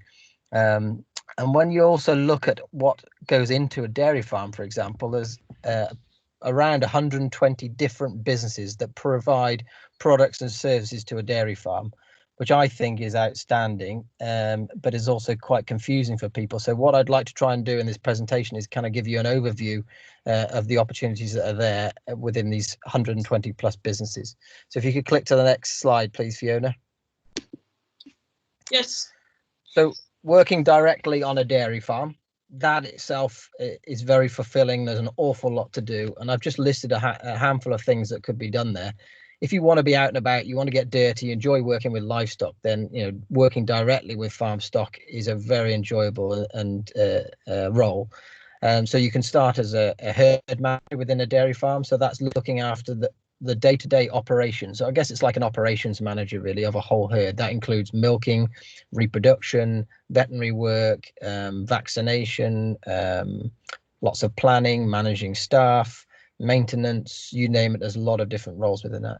If you just want to be a basic stock person, so that's looking after the day-to-day welfare of an animal, then you've got an opportunity there, which is feeding and caring, bedding, and making sure those animals are in top form. A stock person would do well. But if you want a more varied lifestyle and work-life balance here, a general farm employee means that you can look after stock in terms of feeding them, but you can also be involved in tractor work, field work. You can be involved in maintenance, machinery, building, various different things. It's quite an interesting role to have within a farm with lots of diversity.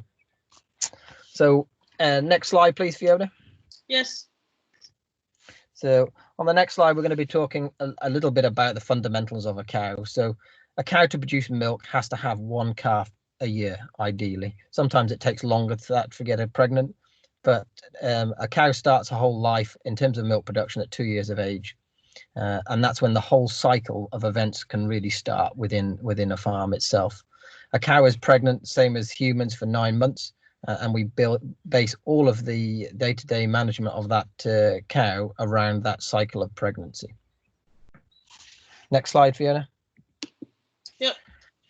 So if we start on the section in terms of getting pregnant, there's an awful lot of industries that are linked to that. And that's where a lot of my background has come from in terms of genetics. So first and foremost is the production of genetics. So whether that could be a bull that a farmer buys to run with his cattle, and they run around and mate with the cows, or actually really enhancing genetics, and that's a massive breeding program. So that's production of embryos using IVF technology, using semen, using DNA sequencing to select the best genetics for a herd of cattle. That is big business. It's a global business. And has a wealth of opportunity from collecting the semen, delivering the semen, selling the semen, and there's an interesting process of is collecting.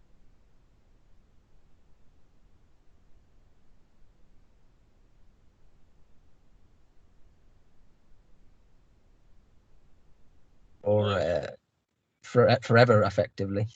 You just cut out, Hugh. Just go back. You were talking about semen collection, and we lost you. Okay, sorry, Fiona. Yeah, so collecting semen is big business, and storing semen in liquid nitrogen or cryopreserving the semen is how we can preserve it and ship it around the world.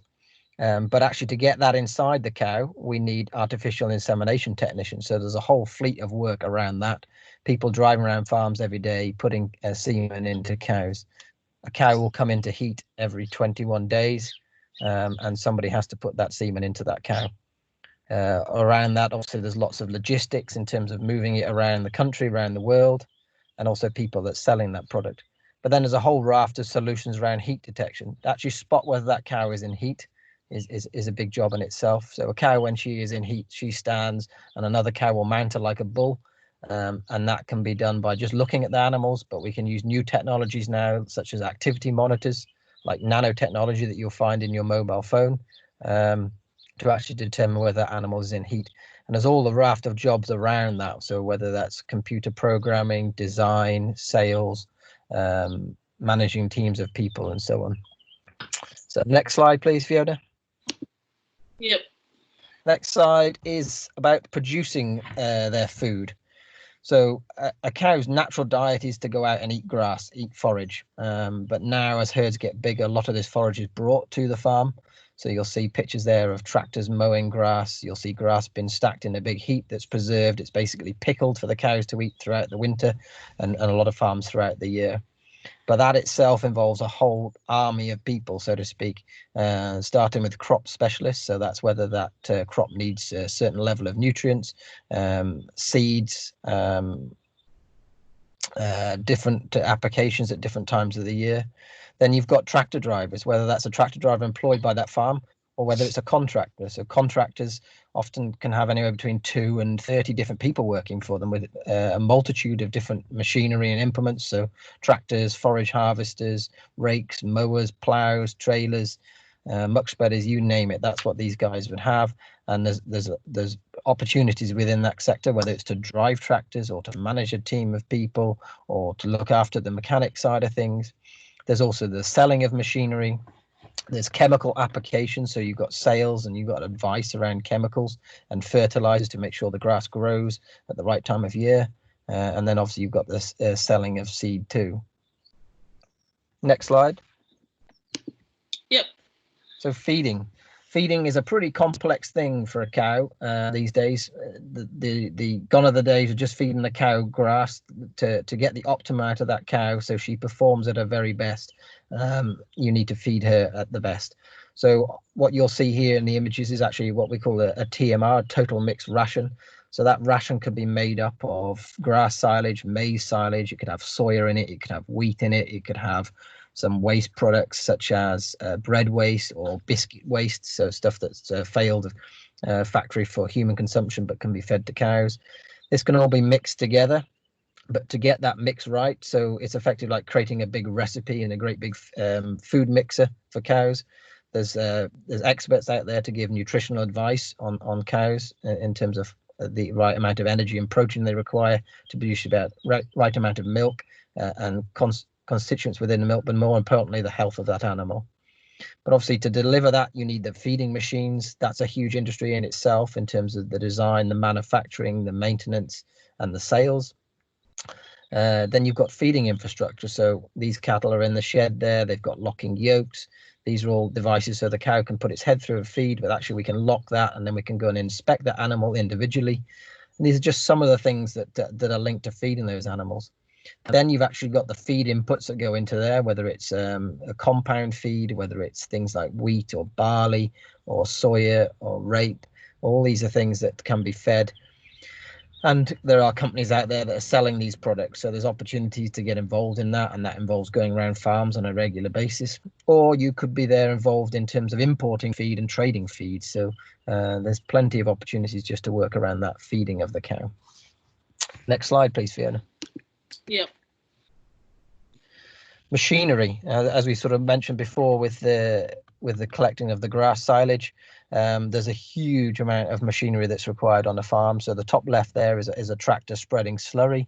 So these cows drink and eat a lot of water each day and eat a lot of food each day. So it's all got to come out one end and it's all got to be got rid of. It's a valuable nutrient for the farm. So here's a great example of a slurry tanker, and you'll smell it this time of year after silage time when they've cut the grass, applying the slurry to make the grass grow so we can get more feed to feed the cows for the winter. So within the machinery, you've got the tractors themselves, you've got the implements such as the slurry tanker there, the feeder wagons, the plows, the drills. So you've got sales of these things, you've got hiring companies, you've got the maintenance. So if you're an engineering background, there's some great opportunities there, either to be an engineer or to manage a team of engineers. But then if you're really design orientated and really want to get involved in manufacturing, there's a great number of companies throughout the UK and throughout Europe and around the world that design and manufacture these implements. Next slide, Fiona. Yep. So milking time, this is the bit that pays all the bills for the farmers. And there's various different areas within the sector that you can work in here too. So milking parlours, that's the name that we use for extracting the milk from the cow. And yeah, every cow has 4 teats, and that's where the milk comes from within the udder. You can have a parlour, which you see on the left hand side there, which could have anywhere between 10 and 50 cattle in at any one time to get the milk from the cow.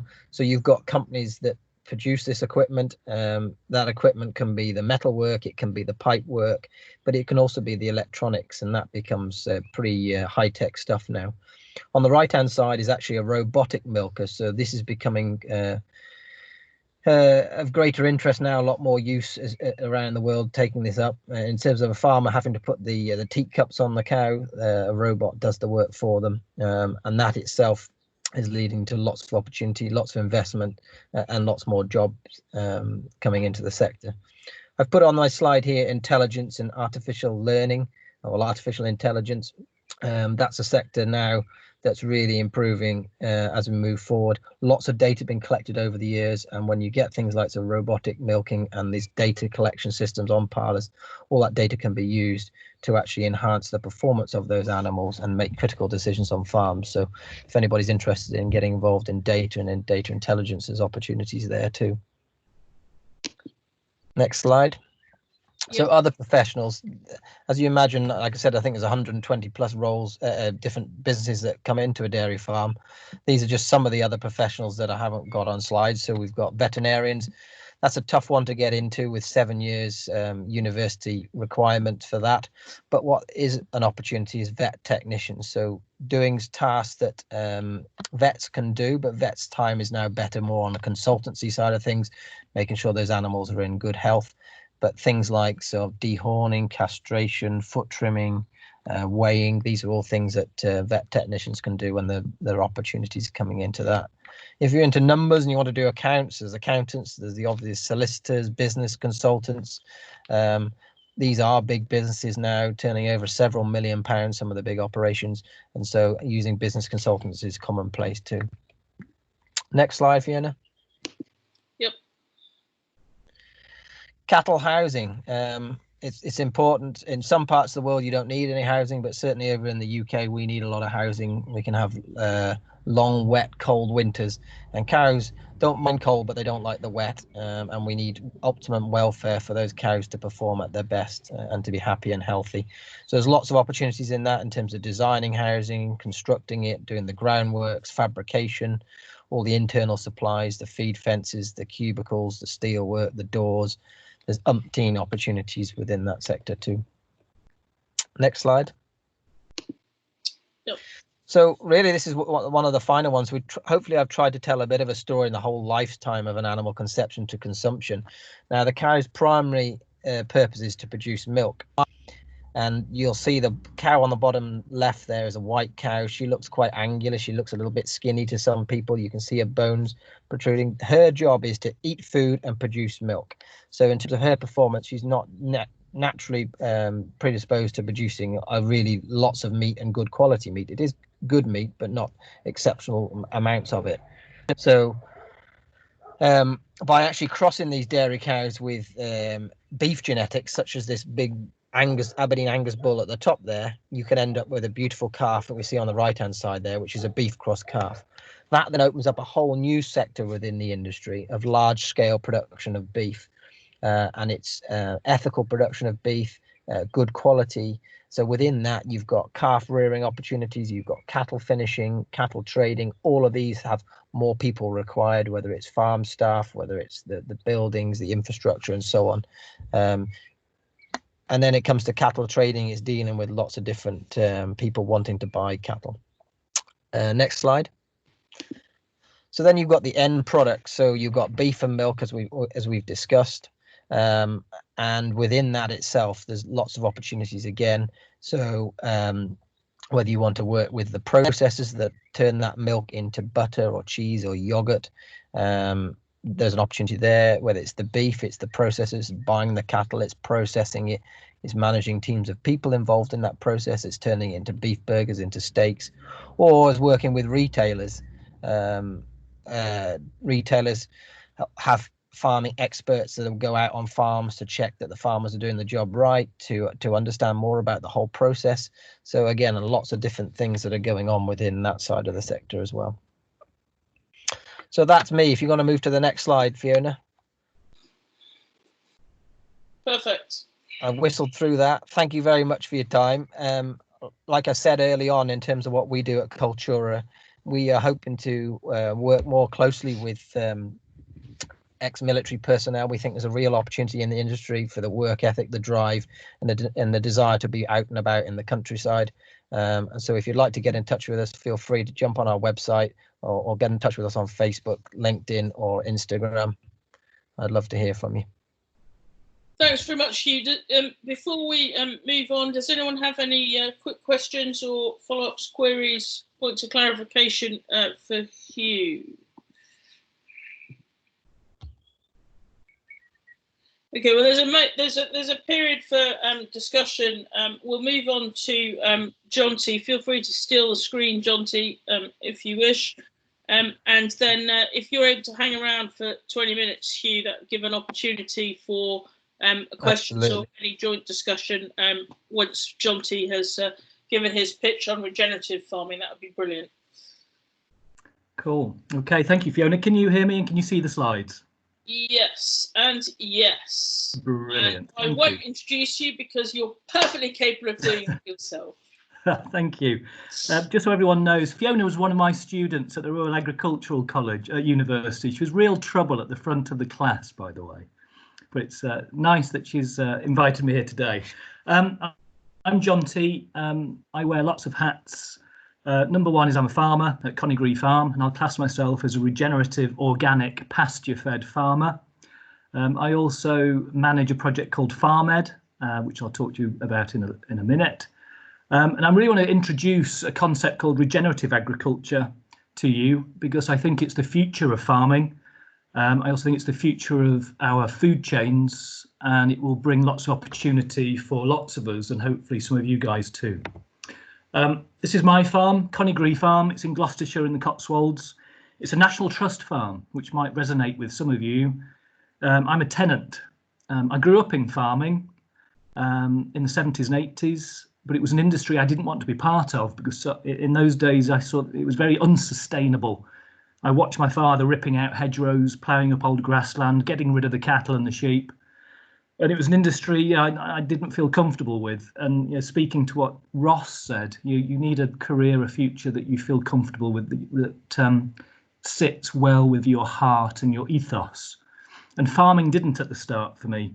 Some 20 years, I was a consultant stroke advisor for the National Trust, for the Peak District National Park Authority, Think about what Lewis said about national parks and designated areas and working with conservation boards, etc.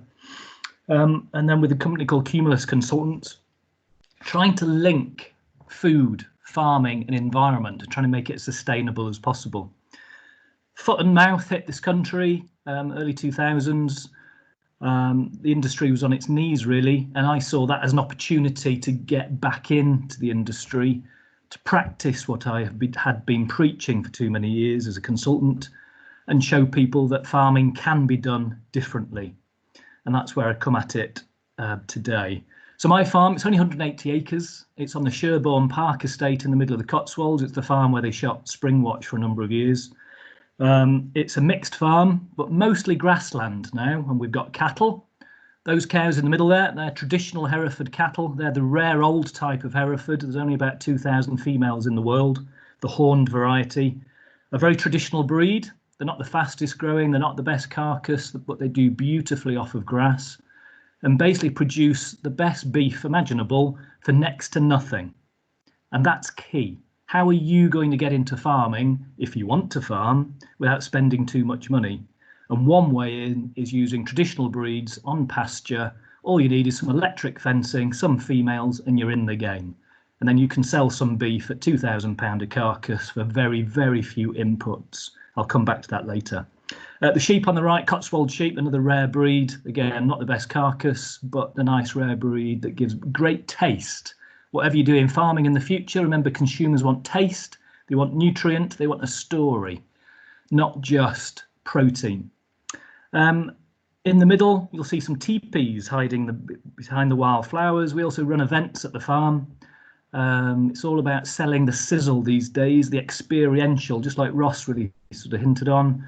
Events, agri-tourism, eco-tourism, getting people out and about doing stuff is crucial. Lots of money in that area, real growth sector.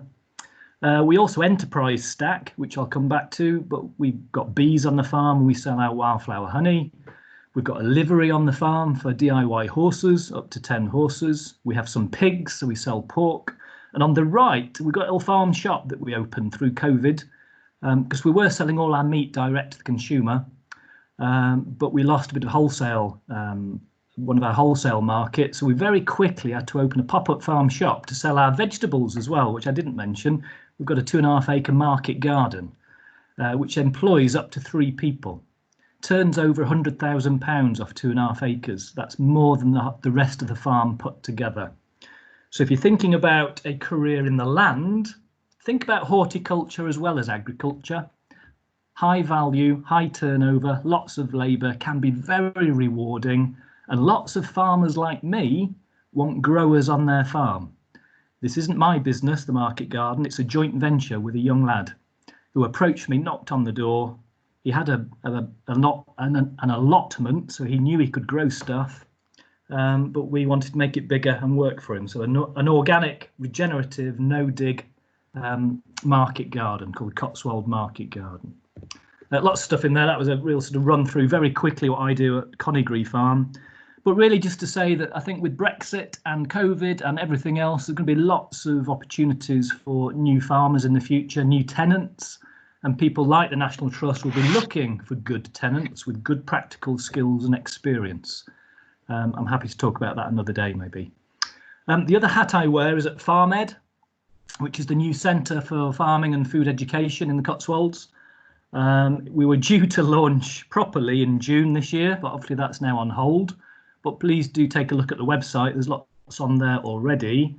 And our basically mission is to promote regenerative farming, this thing called regenerative agriculture, and sustainable food systems by providing space and opportunity for education, research, knowledge exchange, events, and personal development. So if you have a look at the website, you'll see all sorts of stuff on there. Our audience is everybody, including you, ex-military or future ex-military. We're working very closely with Ruralink and Fiona on a range of courses, events, taster days, insight days like today. And again, thinking about what Ross said, where he couldn't really find the right programme or the right courses for him, we're hoping to develop some that are muddy boots, that will get you out and about meeting people, will inspire you, will give you some of the key skills, a bit of theory, and to practice some of the key elements that you need to be a regenerative or sustainable farmer or smallholder. I will also think about eco-leadership, agri-tourism, the soil, how to become an artisan baker, the wider food chain. So do take a look at FarmEd, because I think there might be quite a lot on there for you. It's a wonderful place. We've spent 3 million on new buildings and getting the demonstration farm up and running. We're sort of open, but obviously not properly yet. Keep an eye out if you can. All sorts of things were planned for this year. Pop-up food events, open days, curation of things like the Oxford Real Farming Conference in the Field, a literature festival.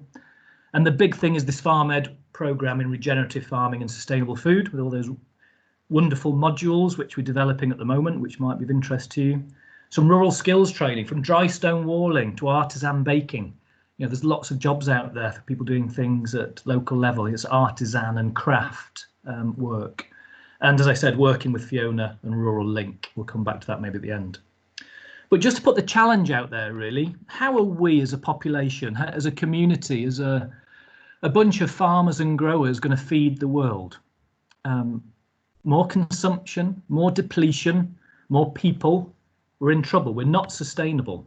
And at the same time, the public and taxpayers and governments want more for their money and more from their land. We've got to provide wildlife habitat. We've got to provide flood zones, access, education, biodiversity, traditional breeds and genetics. These things that we call in the industry public goods. Farming is the only industry that I can think of where you get paid for 1 or 2 of your products, beef, milk, lamb, cereals, but we're supposed to provide another 10 or 20 other things for free. They're the things we call public goods or common goods. But there is money in them, but it's how we link them, it's how we optimise them and make the most of them. There will be more money to do that in the future through some of the future government schemes, so keep an eye on it. But it's a really exciting area, this public goods provision alongside food and farming. At the same time, of course, we've got climate change, whether it's rain or drought or soil erosion and wind. And it is very obvious that those that are working outside, those that are working on the ground, we've had the wettest winter, for example, already, and now probably the driest spring. We're in drought conditions here at home. Spring crops aren't growing.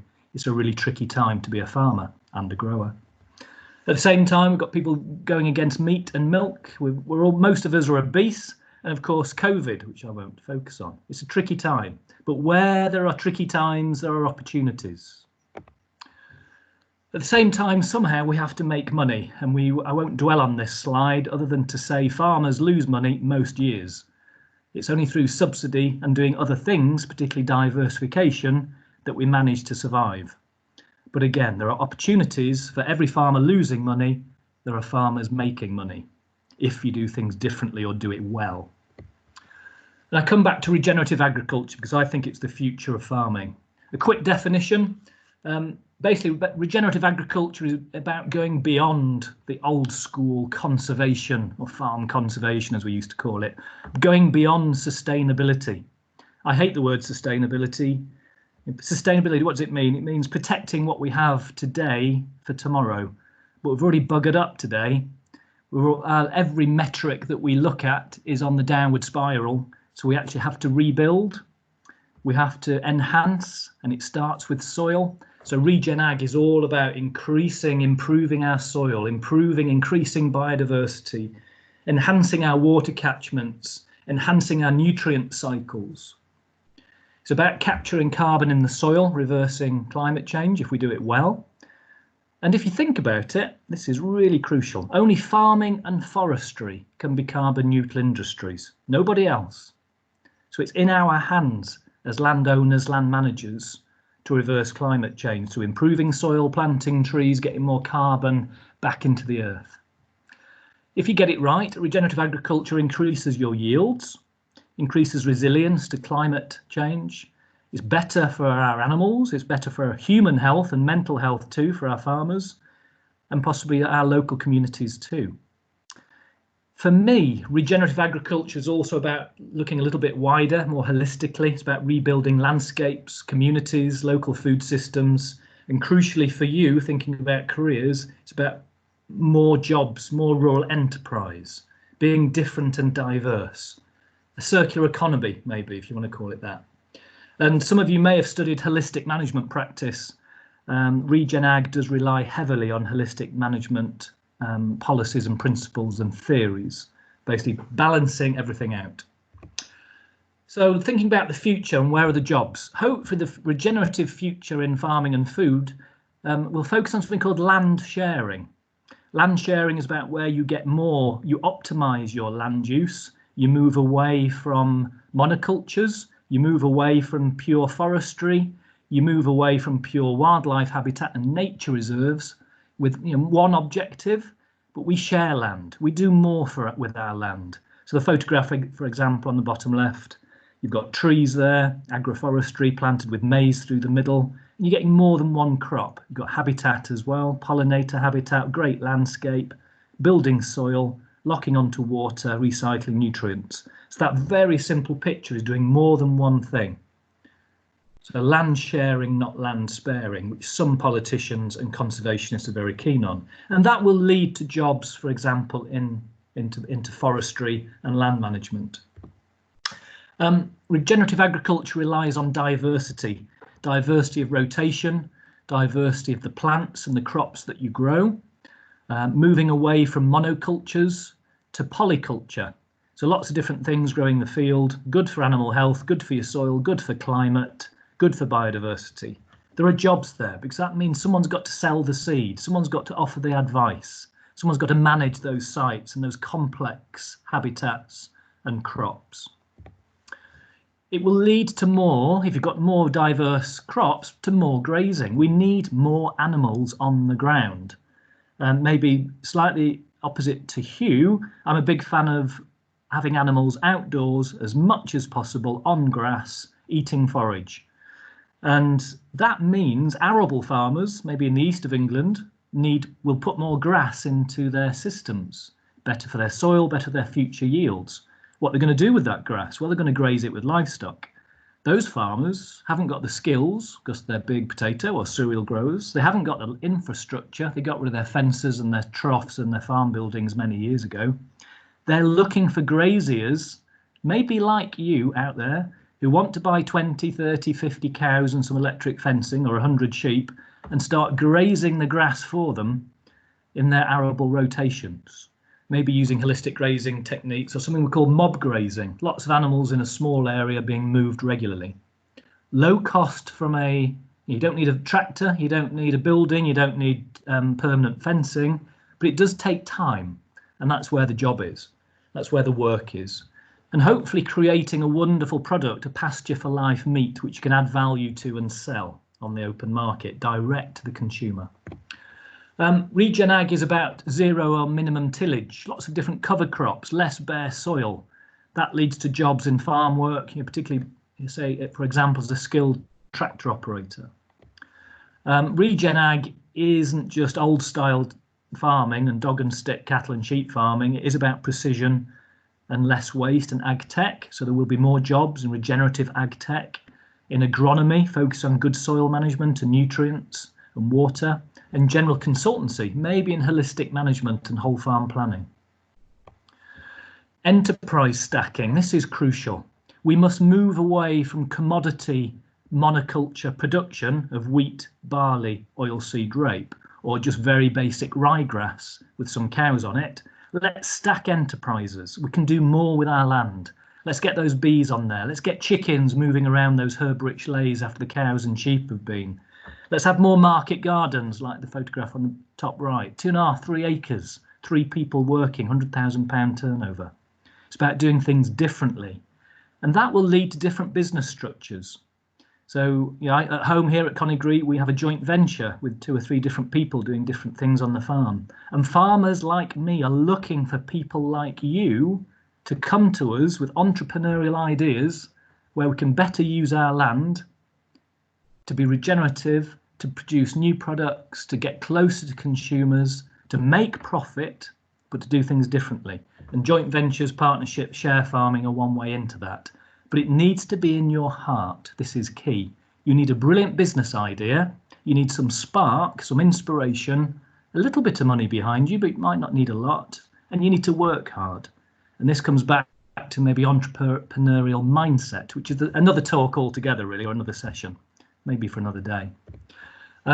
Regen Ag is also about adding value, shorter supply chains, bio-regional diets, which have, everyone's been talking about through COVID for the last 8 weeks. There will be more jobs, if we get it right, in the future, in baking, cheese making, farm shops, retail, local delivery services. The consumer wants to buy local, and it's really hard to do that sometimes, so we need more people doing it. And finally, we need more data, more evidence, more labelling in the system, and there are lots of projects out there. So there will be more jobs in farm assurance and consultancy. I know quite a few labels are now looking at a regenerative farming brand and labelling and measuring carbon, for example. So that might be a job you might look at in the regenerative sector in the future. It's taking off in the States big time and in Australia, billions of dollars by the big agribusinesses, and it's coming our way to the UK and Europe. And finally, more rewilding and space for nature. I think that will be, there's more jobs in conservation, site management, grazing. My wife used to be the grazier, Lewis, for the Norfolk Wildlife Trust, and an eco and agri-tourism. That's the final capstone, really, for me, to add value to regenerative farming businesses. Thank you. That's me. Just opened up all sorts of different angles, maybe. Happy to take questions. Thanks very much, Jonty. Let's open it up. If anybody does have any questions for either Jonty or Hugh, we're ready to hear from you. Will's just posted a question. Will, did you want to unmute and ask it? Yeah, hi again. I don't want to turn into the Will show. Cheers for your chat there. You were just mentioning something there about kind of regional preference for what area produces what and the kind of challenges that they're gonna face. Where can we best find, like, because I'm in the East Midlands and I know like East Anglia, slightly more east of me, is quite heavy for cereals and barley and all that kind of stuff. And you were mentioning grass for cattle earlier within this seminar, but so that we can kind of target the audience for recruitment and potentially getting within into the industry, just doing a bit of background research to find out what is the largest sector within ag local to me, really. So it's about data, I guess, and just sort of structural differences. Is that your question, Will? So where do you find the key business data? Yeah, what's the, like, Melton Mowbray, what's the biggest producer around here? Who are they? What are they? Okay, I won't be business specific, but if you went to the Farm Business Survey, you can see regional data for farm types. So look at DEFRA's website, there's lots of data there, and through the 7 universities who produce the Farm Business Survey stuff. But that's not business specific. After that, it is a little bit about getting out there, knocking on doors. The big landowners, yeah, you'll find those on LinkedIn. You'll find 1 or 2 nice websites out there, but finding local production data is very hard at individual farm level. And every farm is different, that's key. So from a career point of view, it's about, I go back to find out what's important to you, get and start networking, like Ross said. And for me, it's not the traditional routes, it's things like the Oxford Real Farming Conference. Get there, get on some of these events and speaking to people. Get to an event called Groundswell, which is the one for arable and livestock, which is every June, not this June, but it's been postponed to next June. There's lots of regional events you can get involved with. Look at Nuffield farming scholarships as well, really good networks. So thanks, Jonty. I think the agricultural shows is something that I was going to promote to this community this year. Clearly they're not happening.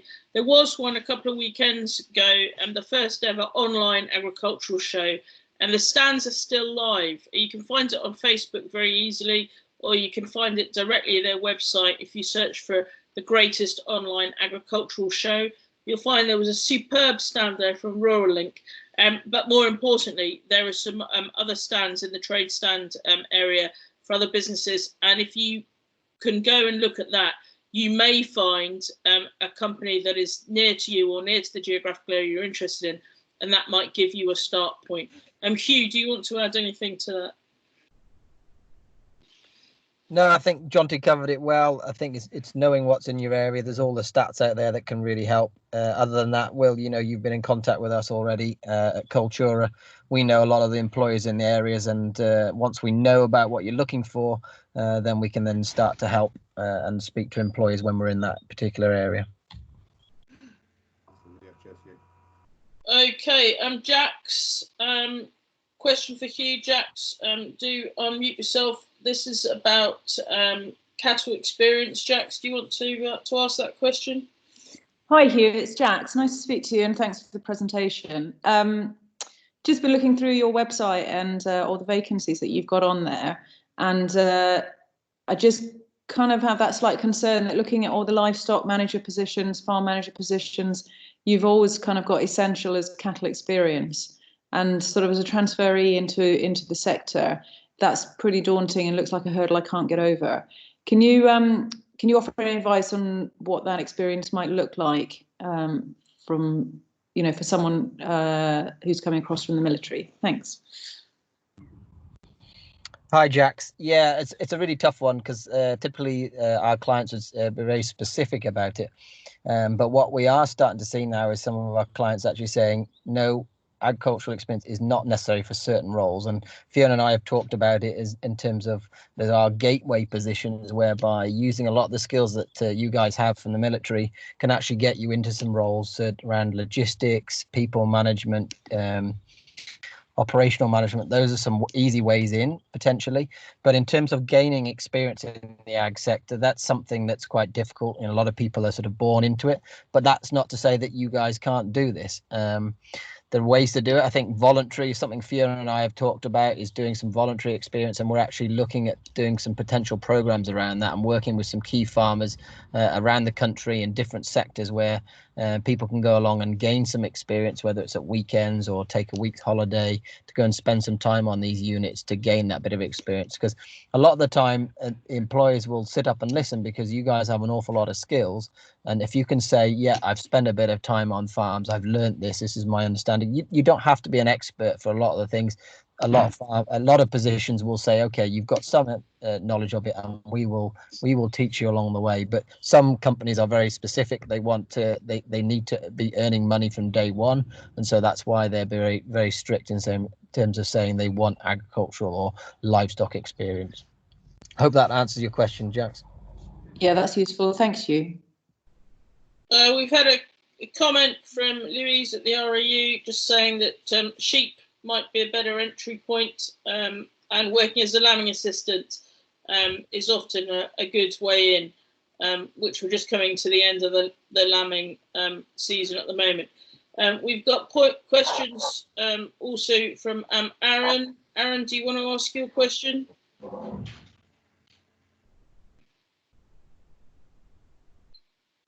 Okay, so Aaron's asking what information could you recommend for getting into a tenancy, and does it vary by council or region? Jonty. Yeah, there are still a few county councils with starter farms, so do look at your local council. Sometimes a bit few and far between and dwindling, sadly. Someone like the National Trust has a farms to let webpage, and there's advice on there about how to do a business plan, you know, what to expect and what farms are coming up. Also look at the Fresh Start Land Partnership web pages. That's about getting farmers together with new entrants and training for new entrants. It's been a sleeping project for the last 12, 18 months. They ran out of funding, but there's still some really good stuff on there, and I think it's about to be relaunched. And also at FarmEd, we'll be running some dating agency type events where we'll bring landowners together with career changers and get both parties start talking about what they want and what skills they have and what they haven't, and where there might be opportunity in the future. And we'll be doing some mentoring around that too. Also look at the Land Workers Alliance website. They're a wonderful organisation, mostly focused on growing. We're trying to get people together with landowners who want to grow, you know, market garden, fruit and veg and salads, etc. but they offer a mentoring program as well and a bit of a dating agency. So there's quite a lot out there. And just go on from what Hugh said, you volunteer, go and work on a dairy farm at a weekend, go and work on a suckler cow farm for a week if you can, get your hands dirty. I've worked with 4 career changers who had no cattle experience, and they've all now got their own herds or their own flocks, selling meat or milk direct. And to sell milk, you don't need 100 cows. You could have a micro dairy with 4 cows and make a nice little living. Brilliant, thank you. I think we'll draw stumps there for now. If anybody's got any further questions for either Jonty or Hugh, do put them in the chat or send them to me, and I will pass them on. Gentlemen, thank you very much. It's a really rich exposition of 2 aspects of livestock and mixed farming. Lots of thanks coming in for both of you on the chat if you're not seeing those, so thank you very much. Guys, we'll take another 10-minute break, and then after that we're going to move on to land management. This isn't estate management. This is looking at different aspects of working on the land, suitable for a range of people. And we're going to welcome Duncan Glen from Landmarc, which you'll be familiar with from working on the MOD estate, and also Stephen Ensell, who's going to talk about landscaping. His day job is all about enthusing and training the next generation of horticultural landscapers, and his presentations are always very entertaining. So take a break and hopefully come back in 10 minutes, please.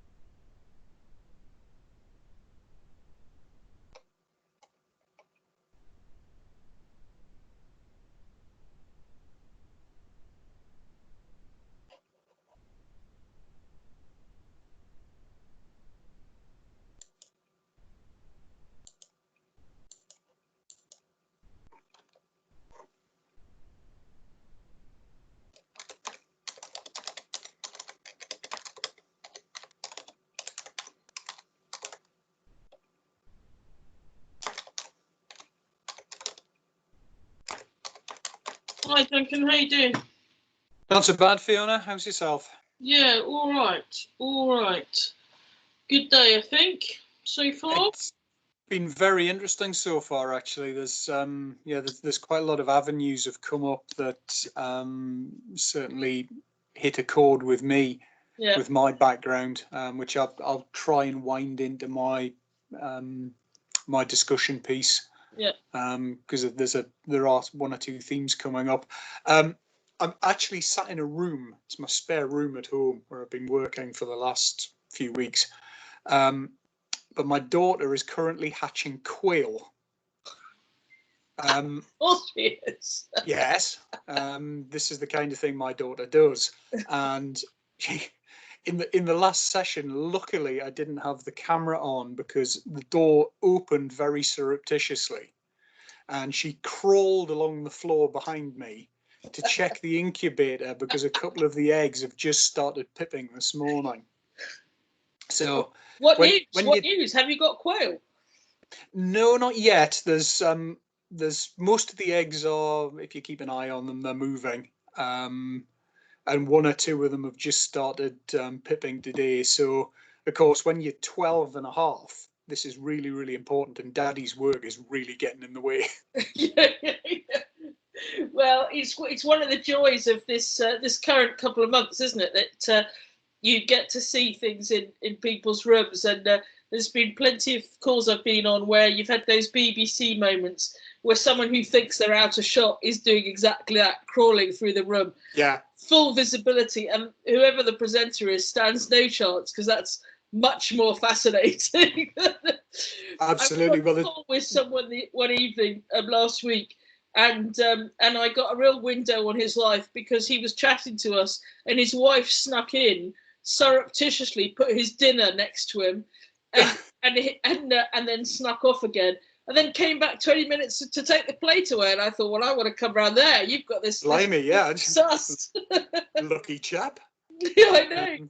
Although to be fair, there's two of us we're both working full time from home at the moment. So normally we do a tag team on the home office. Yeah. Because my wife works down in Newcastle, Yeah. But well, you're usually away for days at a time, out of the way, aren't you? Exactly. So generally it works. I mean, I don't think in my 15 years with Landmarc, I've never been at home for this length of time in one go, apart from when I've just thought about it, when I snapped my Achilles a few years ago. Right. And I couldn't drive for about 6 weeks. Yeah.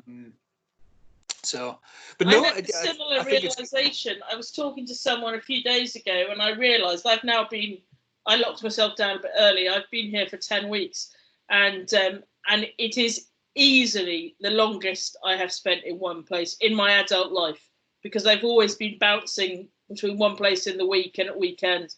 And even when I've been on deployments, obviously I've been bouncing around different places. So it's and it's great. My veg patch, the first one I've had since I was about 13, is now starting feeding me. I'm eating my own lettuce and onions already. I'm very happy about it. Splendid. Well, I'm kind of counting on quail eggs in about 4 weeks' time. Absolutely. Well, I'm just going to refill my glass, but you're set and ready to go, are you, Duncan? I think so. I haven't got any. The only presentation slide I may have had is I had a map of all of our areas, our sites rather. But to be perfectly honest, the vast majority of the audience will know where these places are anyway. So if I just reel some of the key ones off, so otherwise it's just me on the end of the camera speaking. No and worries. Hopefully it'll work. Okay. All right. Well, 2 secs, and we'll get going in a minute or so. Cool. No problem at all.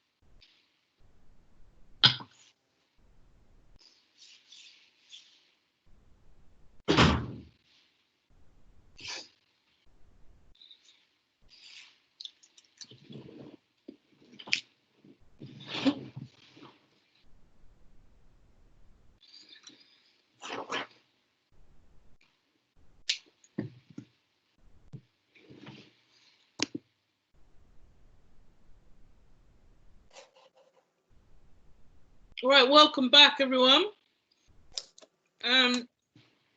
We are very pleased to see Duncan Glen from Landmarc. And those of you who are listening to our little chat will realise that he works a lot with the MOD, almost exclusively with the MOD, and therefore it's a really interesting touch point for us, and how that work with the MOD estate can link potentially to gateway jobs and careers in land management and facilities management out in the rural estate. So Duncan, over to you. Thank you very much for joining us. Oops. And we'll look forward to what you've got to say.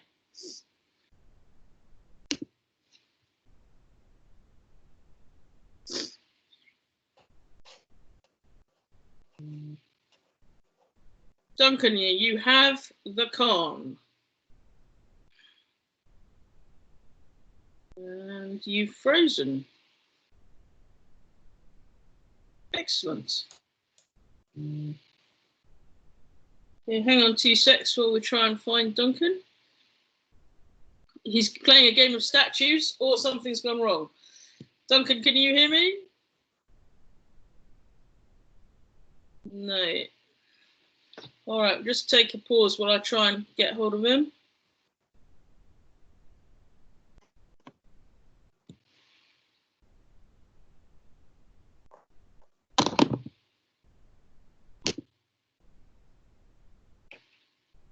Is Steve here? I think Duncan's back. Oh, is he? Steve's here. Yes. Duncan, are you with us? You froze then. The internet does this. No worries. All right, let's try you again, Duncan. Away you go. No, I'm back. I think. So I should get on with it. If it's not working, please let me know. I should probably start with an introduction. Actually, my name is Duncan Glen, as Fiona has introduced me, and I've worked for Landmarc since 2006. Prior to that, I spent 5-6 years with Defence Estates at Otterburn, which many of you will be familiar with. Otterburn Reining Area, as it is generally known, and my background is in agriculture and very traditional land management. My uncle farmed near Berwick-upon-Tweed, where I was born and grew up. My dad was an agricultural engineer, and when I left school, I went on to a local estate as what's called in Northumberland the odd laddie, which is basically you get sent to do anything that you're told to do. And that was a very, very good grounding in all forms of land-based industry. It was interesting listening particularly to Ross and Lewis earlier on, who talked about lack of training opportunities in land-based industries.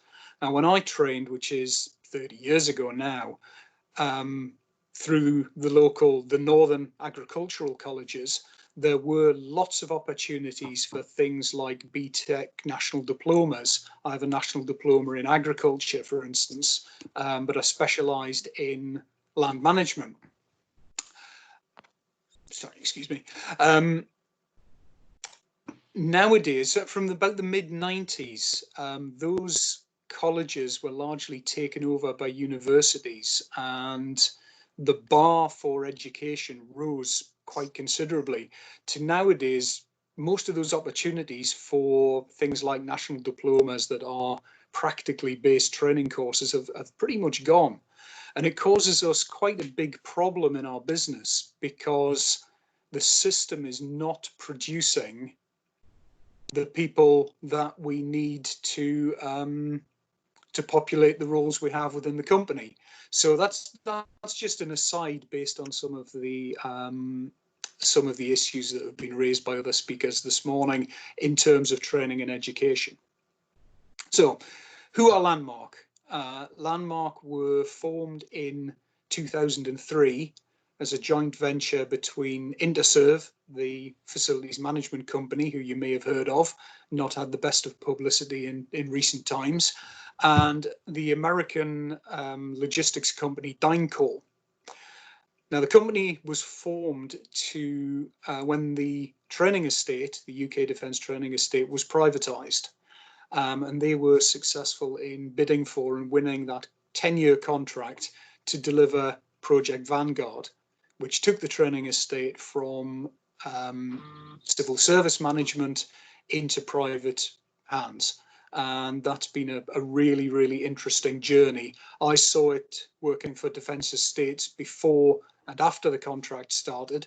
And then once I moved across to Landmarc, I've seen it develop in recent years. So Vanguard came to an end in 2014. And there was another contract called NTEP, National Training Estate Prime, was competed. And we were fortunate enough to secure that contract as well.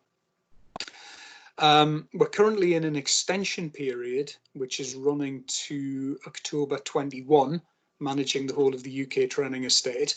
We're negotiating for an extension on the extension, and at some point there will be yet another contract comes out of the MOD to, it'll be called the Defence Training Estate Project, and that will be a 7+3 contract, and obviously we will compete that. We're on the framework to compete that, and hopefully we shall secure it, which will take us, you know, another 10 years down the line. So where are we based? Where are we? Now, I'd originally considered a map to show you all where all of our sites are, but many of you, particularly the service personnel and service leavers, will be quite familiar with Otterburn, Barry-Budden, Stanter, Sennybridge, Salisbury Plain, Lydd, Hythe. I could go on. There's a whole list of them. So in effect, we manage the whole, or the vast majority of the UK defence training estate. To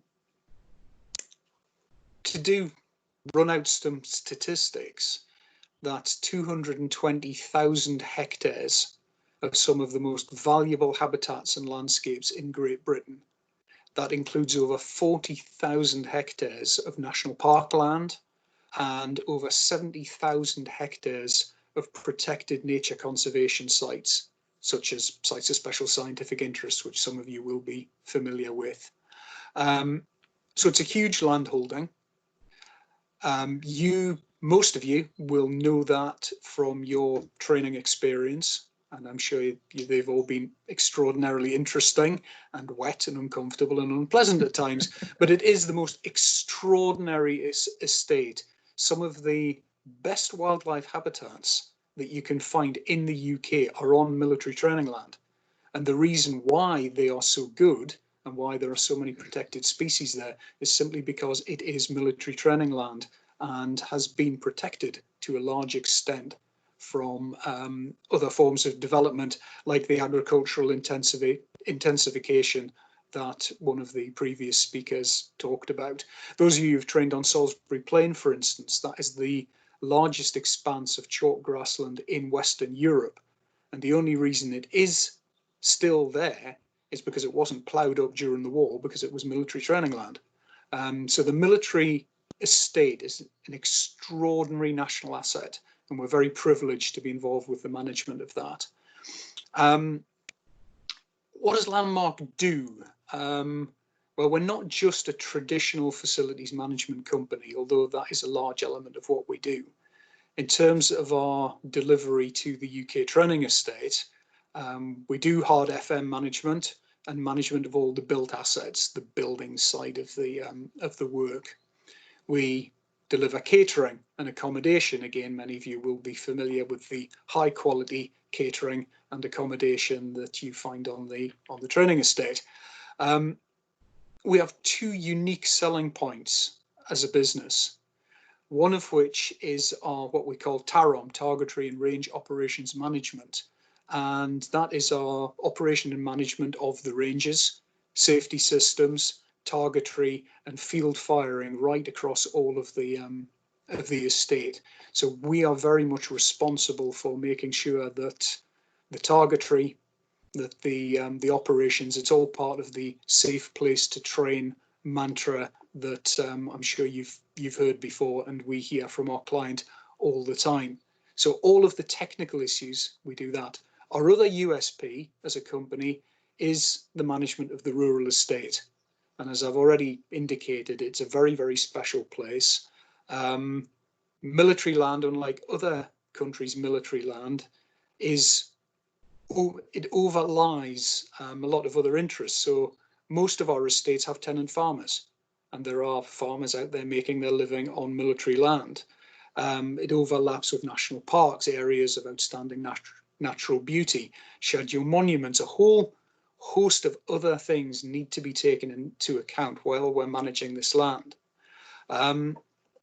Primary objective, of course, is to ensure that the estate is fit for purpose for military training. And that's perhaps not as simple as it sounds. I remember speaking to one lieutenant colonel in the home counties area years ago and asking him, how did he want his estate to look from a training perspective? And his highly technical answer was a bit of this, a bit of that, a lot of variety, and what isn't there, we can make it up with mind tape. Which isn't an awful lot to go on in terms of being a land manager, it has to be said. So just a flavour of some of the things that we do on the rural estate, some of the things that I'm ultimately responsible for, and I'll talk about our structure a bit in a moment.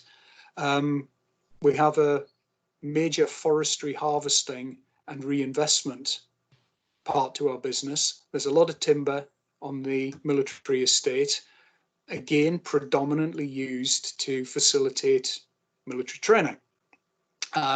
However, a lot of those woodlands have not been managed for many, many years in a proper silvicultural fashion. And a lot of them, particularly around the Catterick area, are beyond the end of their economic life, and they're starting to fall over. Every time we get a storm, over they go. So we have set up a gain share arrangement with the MOD to carry out forestry operations on the estate. It generates something like £2.6 million a year for the MOD, and of that, 70% of that revenue is ploughed straight back into the estate, mainly through statutory replanting of new woodlands. So there are a whole range of opportunities in the forestry sector as part of the MOD estate.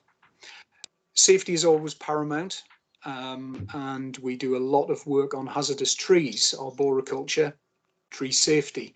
That's been particularly exacerbated in recent times by the ash dieback disease, which we're suffering from very badly, mainly across the south of England and Wales at the moment. We have numerous contracts running to take down ash trees across Salisbury Plain. We've already delivered in the Cinque Ports area of Kent, and we're also moving into Wales and East Anglia and Stanta.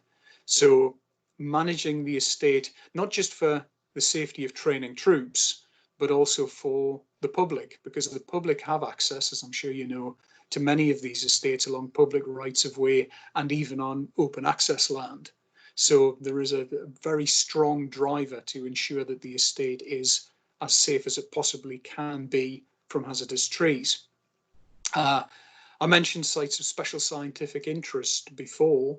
There's over 100 SSSIs across the estate, everything from sea cliffs up at Cape Wrath through to the chalk grassland that I mentioned on Salisbury Plain, the lowland heaths around about Longmoor, Aldershot, the shingle at Lydd. There's a vast range of heavily protected, legally protected habitats. And we are responsible for managing those areas as well, along with our colleagues in DIO, the specialists such as the ecologists. A lot of those SSSIs also have multiple designations, European, such as special areas of conservation, special protection areas. So it's not just military land, there's a lot of other things to be taken into account. It probably comes as no surprise that the historic environment on the estate is extraordinary as well. There are over 800 scheduled monuments with legal protection, everything from Bronze Age burial cairns through to First World War practice trenches, which makes a nice synergy in terms of managing the estate and its military history. 100 listed buildings on the estate, all requiring specialist management. I mentioned public access. The estate is open to public access where it is safe to do so.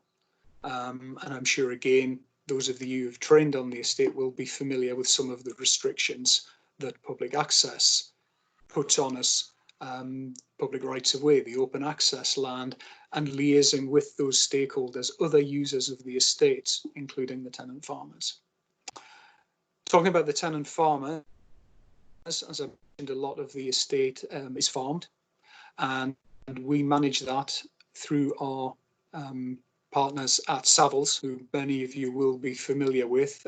They have a single purpose vehicle as well, called SGDN, assist in the land agency management of the estate.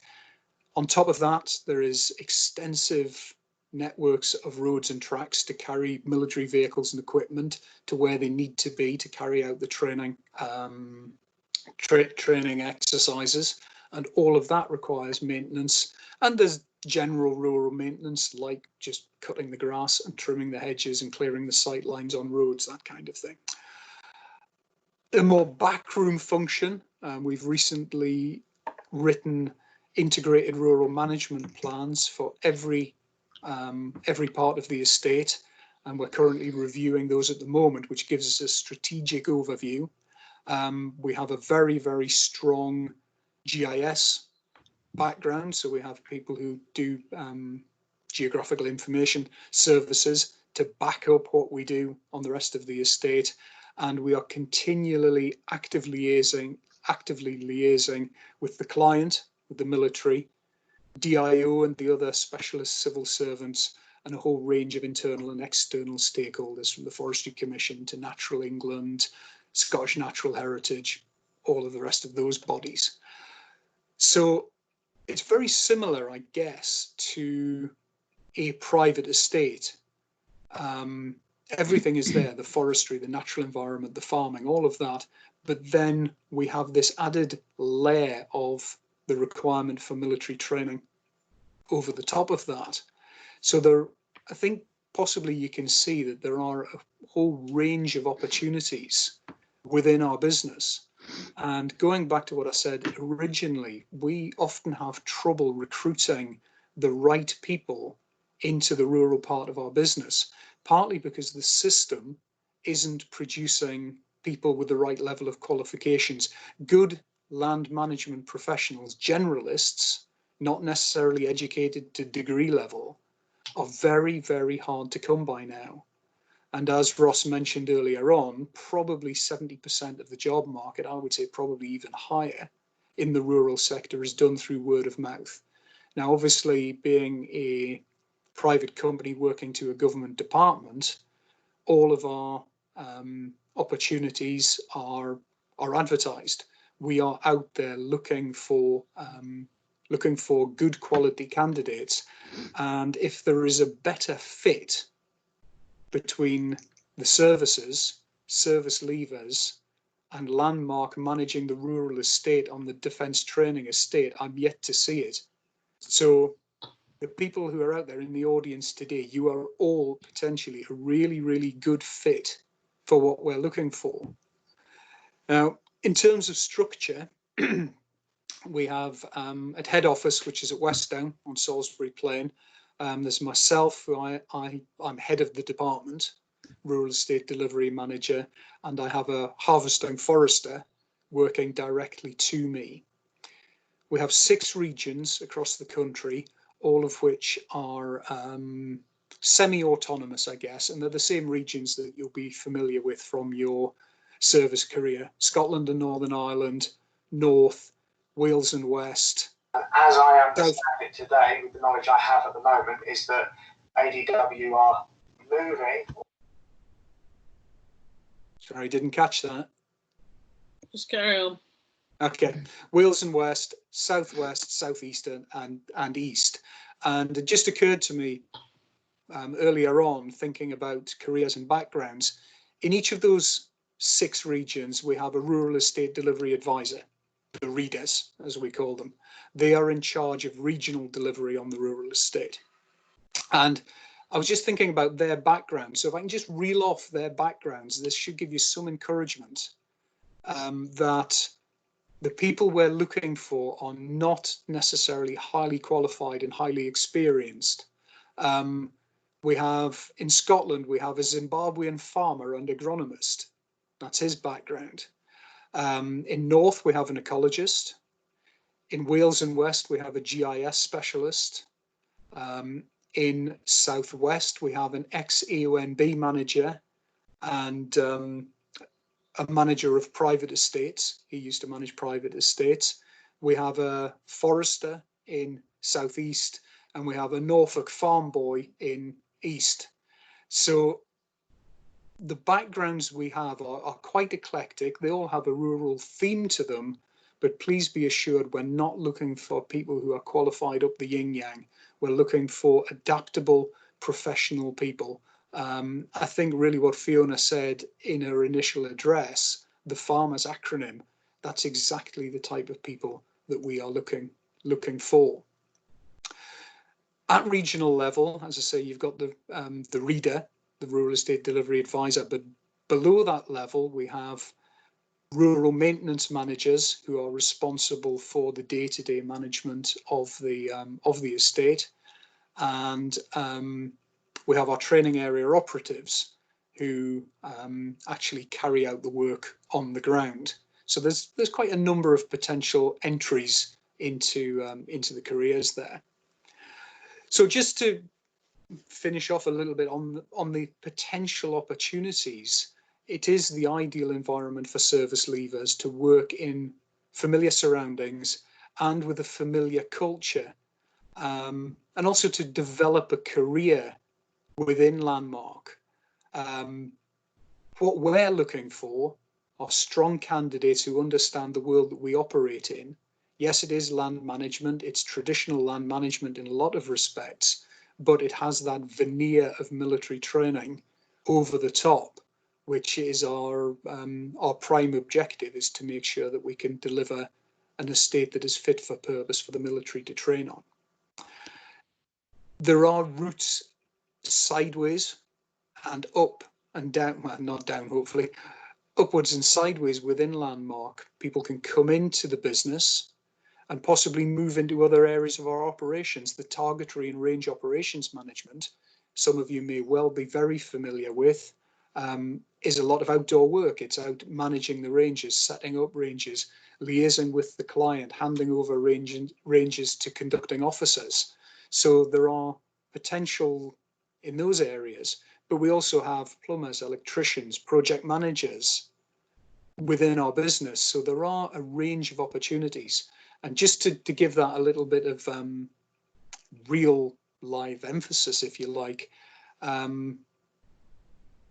we had an assistant rural estate manager down in Devon, worked out of Oakhampton on Dartmoor, when I first knew him 15 years ago.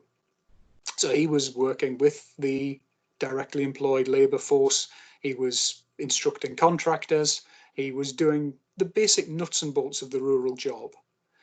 That chap has gone from being an assistant rural manager there to being an assistant rural manager in our East region.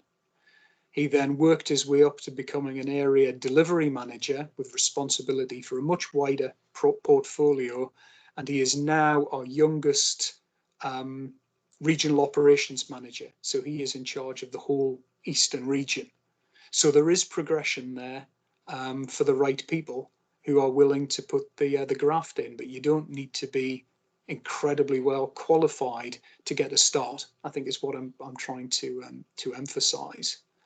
We are developing a really positive relationship with Fiona and her team, and I'm absolutely adamant that Landmarc can offer not just a career, not just a job, but a career, and something that would be well worth considering as you're coming out of the services.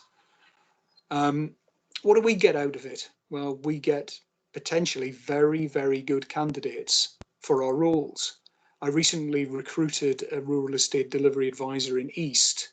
By the time we'd advertised in the usual places, but also in the Countryside Jobs Service, which is where we put out quite a lot of our rural work, some of you may be familiar with, and had done the first and second sifts, we only ended up interviewing 2 people, and really only one of them was the type of person we were looking for. So we really struggled to recruit in a lot of places. So from our point of view, the linkages that we're making through this network are very, very much mutually beneficial. The opportunities are there, and we have the roles in a familiar situation that may well suit service leavers. So I'm conscious Duncan, I'm going to start asking you to wind up now, because you're getting to the absolute point, which is brilliant. I'm I'm just finishing. That's exactly it. If anybody has any questions, I'm happy to try to answer them. Fantastic. Does anyone have any immediate points for Duncan before we invite Steve to take the floor or the screen or whatever we do? Hi, Duncan. It's Richie. Good to see you again. Hi, Richie. When we spoke last, you mentioned work placements and whatnot. I know it's probably a challenging question to ask, but I'm going to ask it anyway. Is there a time frame as to when that's possibly going to be opening again? Not as yet. I've got a business case in preparation to go to our directors and MD on exactly that subject. Should be finished by the end of this week, all being well, and then into the directors. In terms of timescale, I would like to think as soon as possible. I think work placements would be a great way forward to give people a taster of what our business is like at the sharp end, but very, very much a live thread at the moment. Brilliant. Thanks, Duncan. Brilliant. Okay, if there's any more questions, please do put them in the chat. We'll move on to Steve. Steve is the education officer for the I always get, he can tell you, landscaping industry, the British Association of Landscaping Industries. Sorry, Steve.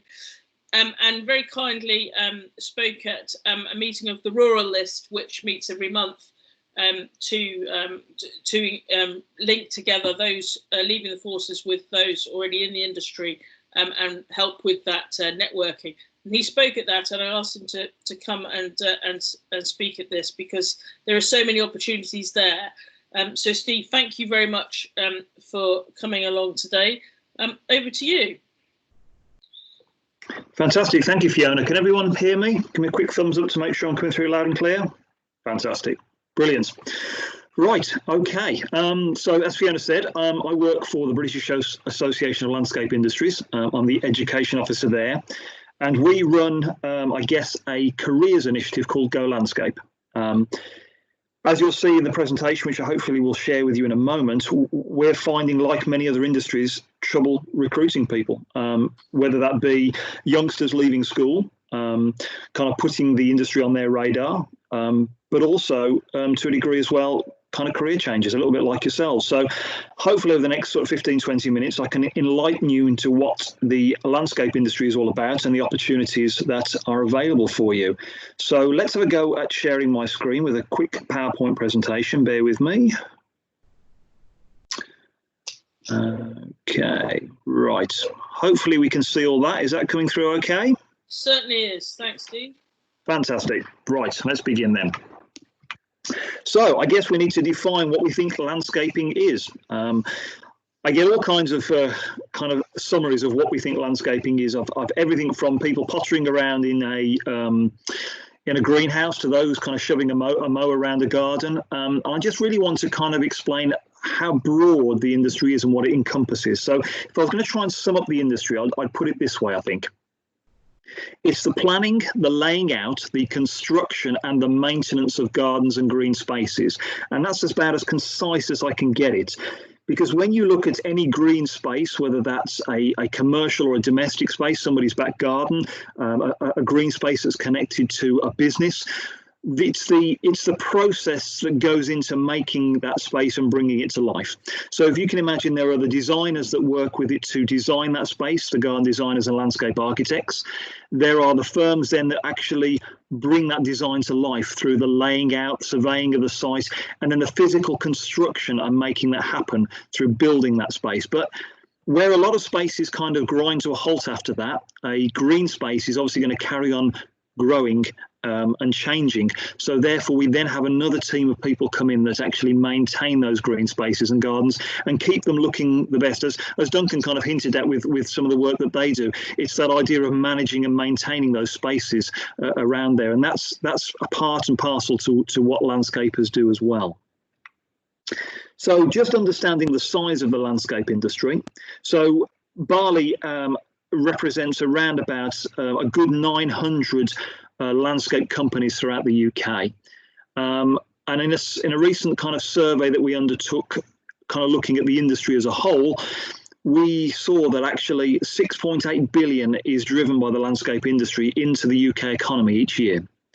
It then employs 196,000 odd people directly. Now, that's the point there that we're making, is that's directly employed. There are all kinds of subcontractors and connected industries and businesses with the landscape industry to make that happen. So that it could be quite a bit larger than that when we look at the people that are actually working in the landscape industry. And here's the really important bit and the interesting bit for you guys is when we've surveyed our members and sort of said, look, where does it sit in terms of you guys growing as companies? They are experiencing around about a 59% increase in work over a 12-month period. The challenge comes is meeting that demand. And even now, I know a lot of people I've come to me and sort of said, well, you know, we're probably going into a recession after this, and you know, it's not very good at the moment. But most of our landscape companies are actually back at work now. So, you know, so they are able to do their work safely. They're able to implement the guidance to make sure social distancing happens because they're working outside at the end of the day. So most of our companies are back. They've got a backlog of work. They've got a lot of people that actually are going to be spending money on their gardens because they're not going anywhere, unfortunately, for the foreseeable future, possibly for holidays. So they're going to invest their money into their houses and their properties. So it means that we're actually quite a safe industry from that point of view. I'm not going to rubbish any other industry, but there are other industries that are going to find it difficult coming out of this the other side, and things might be a little bit difficult. You know, I can't, 100% say the landscape industry is not going to be affected by this. It certainly will be. But what we're finding is talking to our members and communicating with our members, it's looking good and it's looking promising from that point of view. So that means there's that little bit of job security, hopefully, that we can offer as well going forward. So if we're going to divide up what landscapers do, we're looking at mainly 4 solid roles that they carry out. So we have what we call the hard landscapers. These are the people that, if you like, put the solid bones to a garden. So where you see you're paving, the walling going in, or patios, pathways and things like that. That's what we call hard landscape construction. We call it hard landscape construction for the simple reason we're talking about the materials that are being used. So the idea of slabs and bricks and those sorts of things and gravels. So these are the guys that kind of put in that kind of the features that go into a green space. We then have the soft landscapers, and these are the teams of people that come in and will put in the plants, if you like, the turf that goes in, all the softer elements that kind of soften and complement the hard landscaping that's gone in. So you've got these functional spaces that have these areas that have planting around them to kind of keep them interesting and keep them looking exciting. And as we've also kind of mentioned a little bit earlier on there, we've got the teams of people that look after and maintain those plants and those areas that have been created. And I guess really maybe it should have been at the top, but you have the designer that actually puts that down on a CAD program or on a piece of paper to think about how that space is going to work and design it so that it meets the client's need and what they're after. And if you look at all of that that's going on, the thing that kind of really comes out to me is how varied it is. To bring that space to life and to make it happen, there are lots of different elements that go into that. And it could be one landscape company offers every single element of that. There are other companies that specialize in one side or another. So it's very varied in how it works and how it comes together. But there is a lot of skill and that goes into that. And I think that's one of my concerns, particularly as the industry kind of goes forward. What worries me is there are an awful lot of people that could potentially have been made redundant that suddenly pop up and they kind of very quickly class themselves as landscapers or gardeners. And my concern is, are they? Because when we think about the skilled ability of somebody to go in and create this space and to look after this space correctly, there's a lot of skill that goes into it. So there are a lot of people out there that call themselves gardeners that literally go in, cut the grass, cut out back every single shrub, all in November, and they call themselves gardeners. And then the client always wonders, well, I never see any flowers on that shrub, and it always looks a little bit, clipped into this little ball shape or this little lollipop shape. And that's never the way it should have been. our teams that understand maintenance and professional gardeners understand that all these different things take place at different times of year and understand that each plant is unique in the way it grows and therefore the way it's looked after. So my concern is making sure that the people that come into the industry understand that from that point of view. Okay, so they say a picture paints 1,000 words. Let's have a little look and see what a green space brings to a property. When you look at something like that, you can see quite obviously what's missing. And what makes or breaks a decent landscaper is the person that comes in and puts in the green space that works not only for the property that they're working with, but also for the environment. So it's linking it with its surroundings, and that's really important. It's also understanding what's going on with the soil, what's going on when we talk about the aspect. So we understand that how much sunlight does it get? Is it west facing, north facing? Does it receive, the westerly cold winds or the northerly cold winds? And it's designing a space that works for the client, works for the property, but is also going to last a few more years. There's no point having a woodland garden and then trying to shove a Mediterranean garden in there because it's not going to work. So landscapers bring that space to life and make it work. They complement the space where it is, and they work with the client to make sure what they put in is going to work for everybody involved. So I guess it's thinking about you guys coming and getting involved in landscaping, thinking, gosh, I really like the sound of that. And I hear it all the time that a lot of people shy away a little bit and say, well, I've got no experience in landscaping. So what I did was I went out to a number of our landscape companies and I asked them the question. I said, look, what's on your wish list for when you're recruiting people, when you're looking to employ people? So they said, okay. And I didn't lead them in any way. I just said, make your list of what skills, what you look for when you're in a new potential employee. And if you look at all of these, and I'll just pop them up because I'm aware of time and I don't want to keep you too long and allow you to ask questions. What we notice there is these are all skills that you guys have already got, okay? That can-do attitude, that willingness to learn, ambition and drive and aspiration, timekeeping, attendance, enthusiasm, you work well in teams. What you notice there is there's one thing that's missing. Not a single one of them has put in their top 4 or 5 skills or attitudes and things that they're looking for. There is no mention of a landscape skills of any type, shape or form, because they recognize if they can get these characteristics in place in their employees, they can add the other things to it. And that's really important because, as we said, you guys come with so many transferable skills that instantly line up with what our landscape companies are looking for. It's really, really important. So all of those things there are things that you probably have or probably developed, and therefore it's just a matter of thinking about the education that comes with it. Okay, so thinking about the education. There are lots of different opportunities out there for you to undertake all kinds of courses, but the one thing I'm really excited to want to quickly finish off and talk to you about is a program that we're developing at the moment where we're wanting to put those of you that are interested through a level 3 certificate in horticulture that's run by City and Guilds.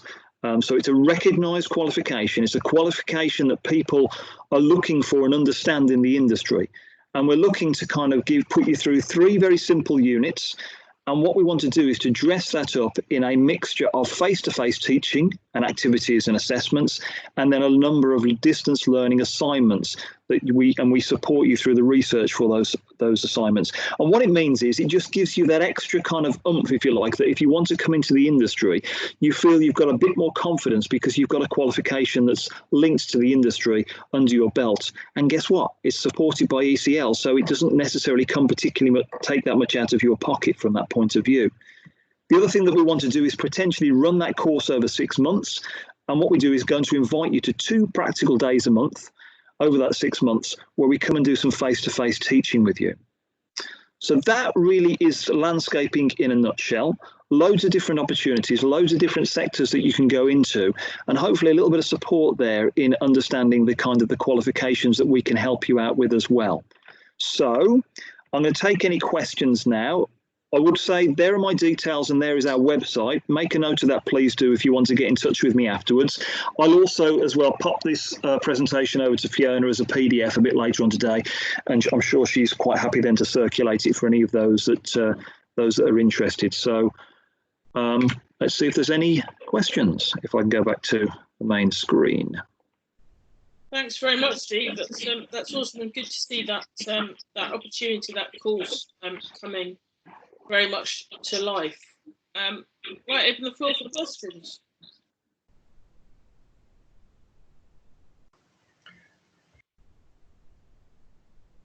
Will, no question for you. Carl, you're on. Hello there, Stephen. That course that you've just described, is that more for the sort of maintenance and construct side of the industry? Where would you start if you're interested in the design part of it, please?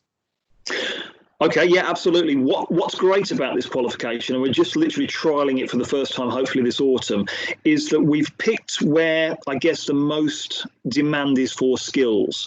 So we've based it around plant knowledge and understanding how that works. But going forward, what we want to then do is potentially roll this out to do a specific design one, to do a specific maintenance one, to do a soft landscaping one, to do a hard landscape construction one eventually. But absolutely, we can frame it however we want, and we can see where the demand is. So absolutely, going forward, eventually, I'd like to add a design one. We're just trying to pick somewhere to start, and this is where most of our members are kind of shouting about it, particularly with the plant knowledge and understanding how it works, if that makes sense. Thank you.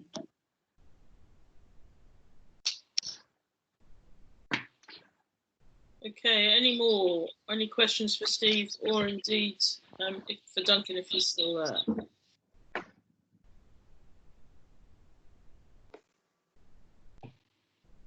Okay, well, shall we take a break and go off and have some lunch? At 1:30, we'll regather, and then we've got Clive Blacker from Map of Ag, and he's going to talk about the technology.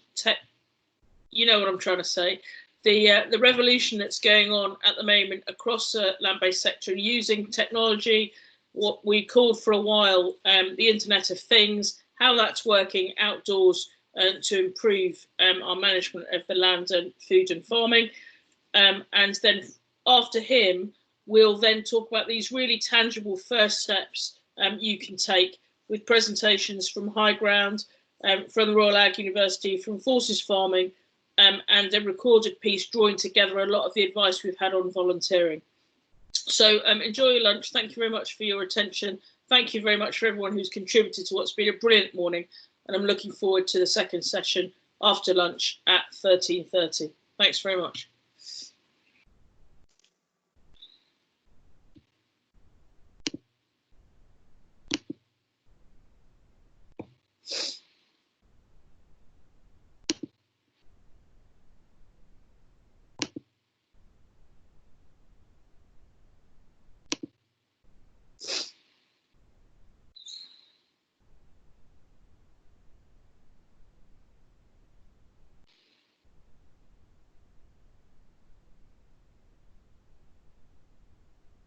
Does anyone want to talk to me before I go and make a sandwich?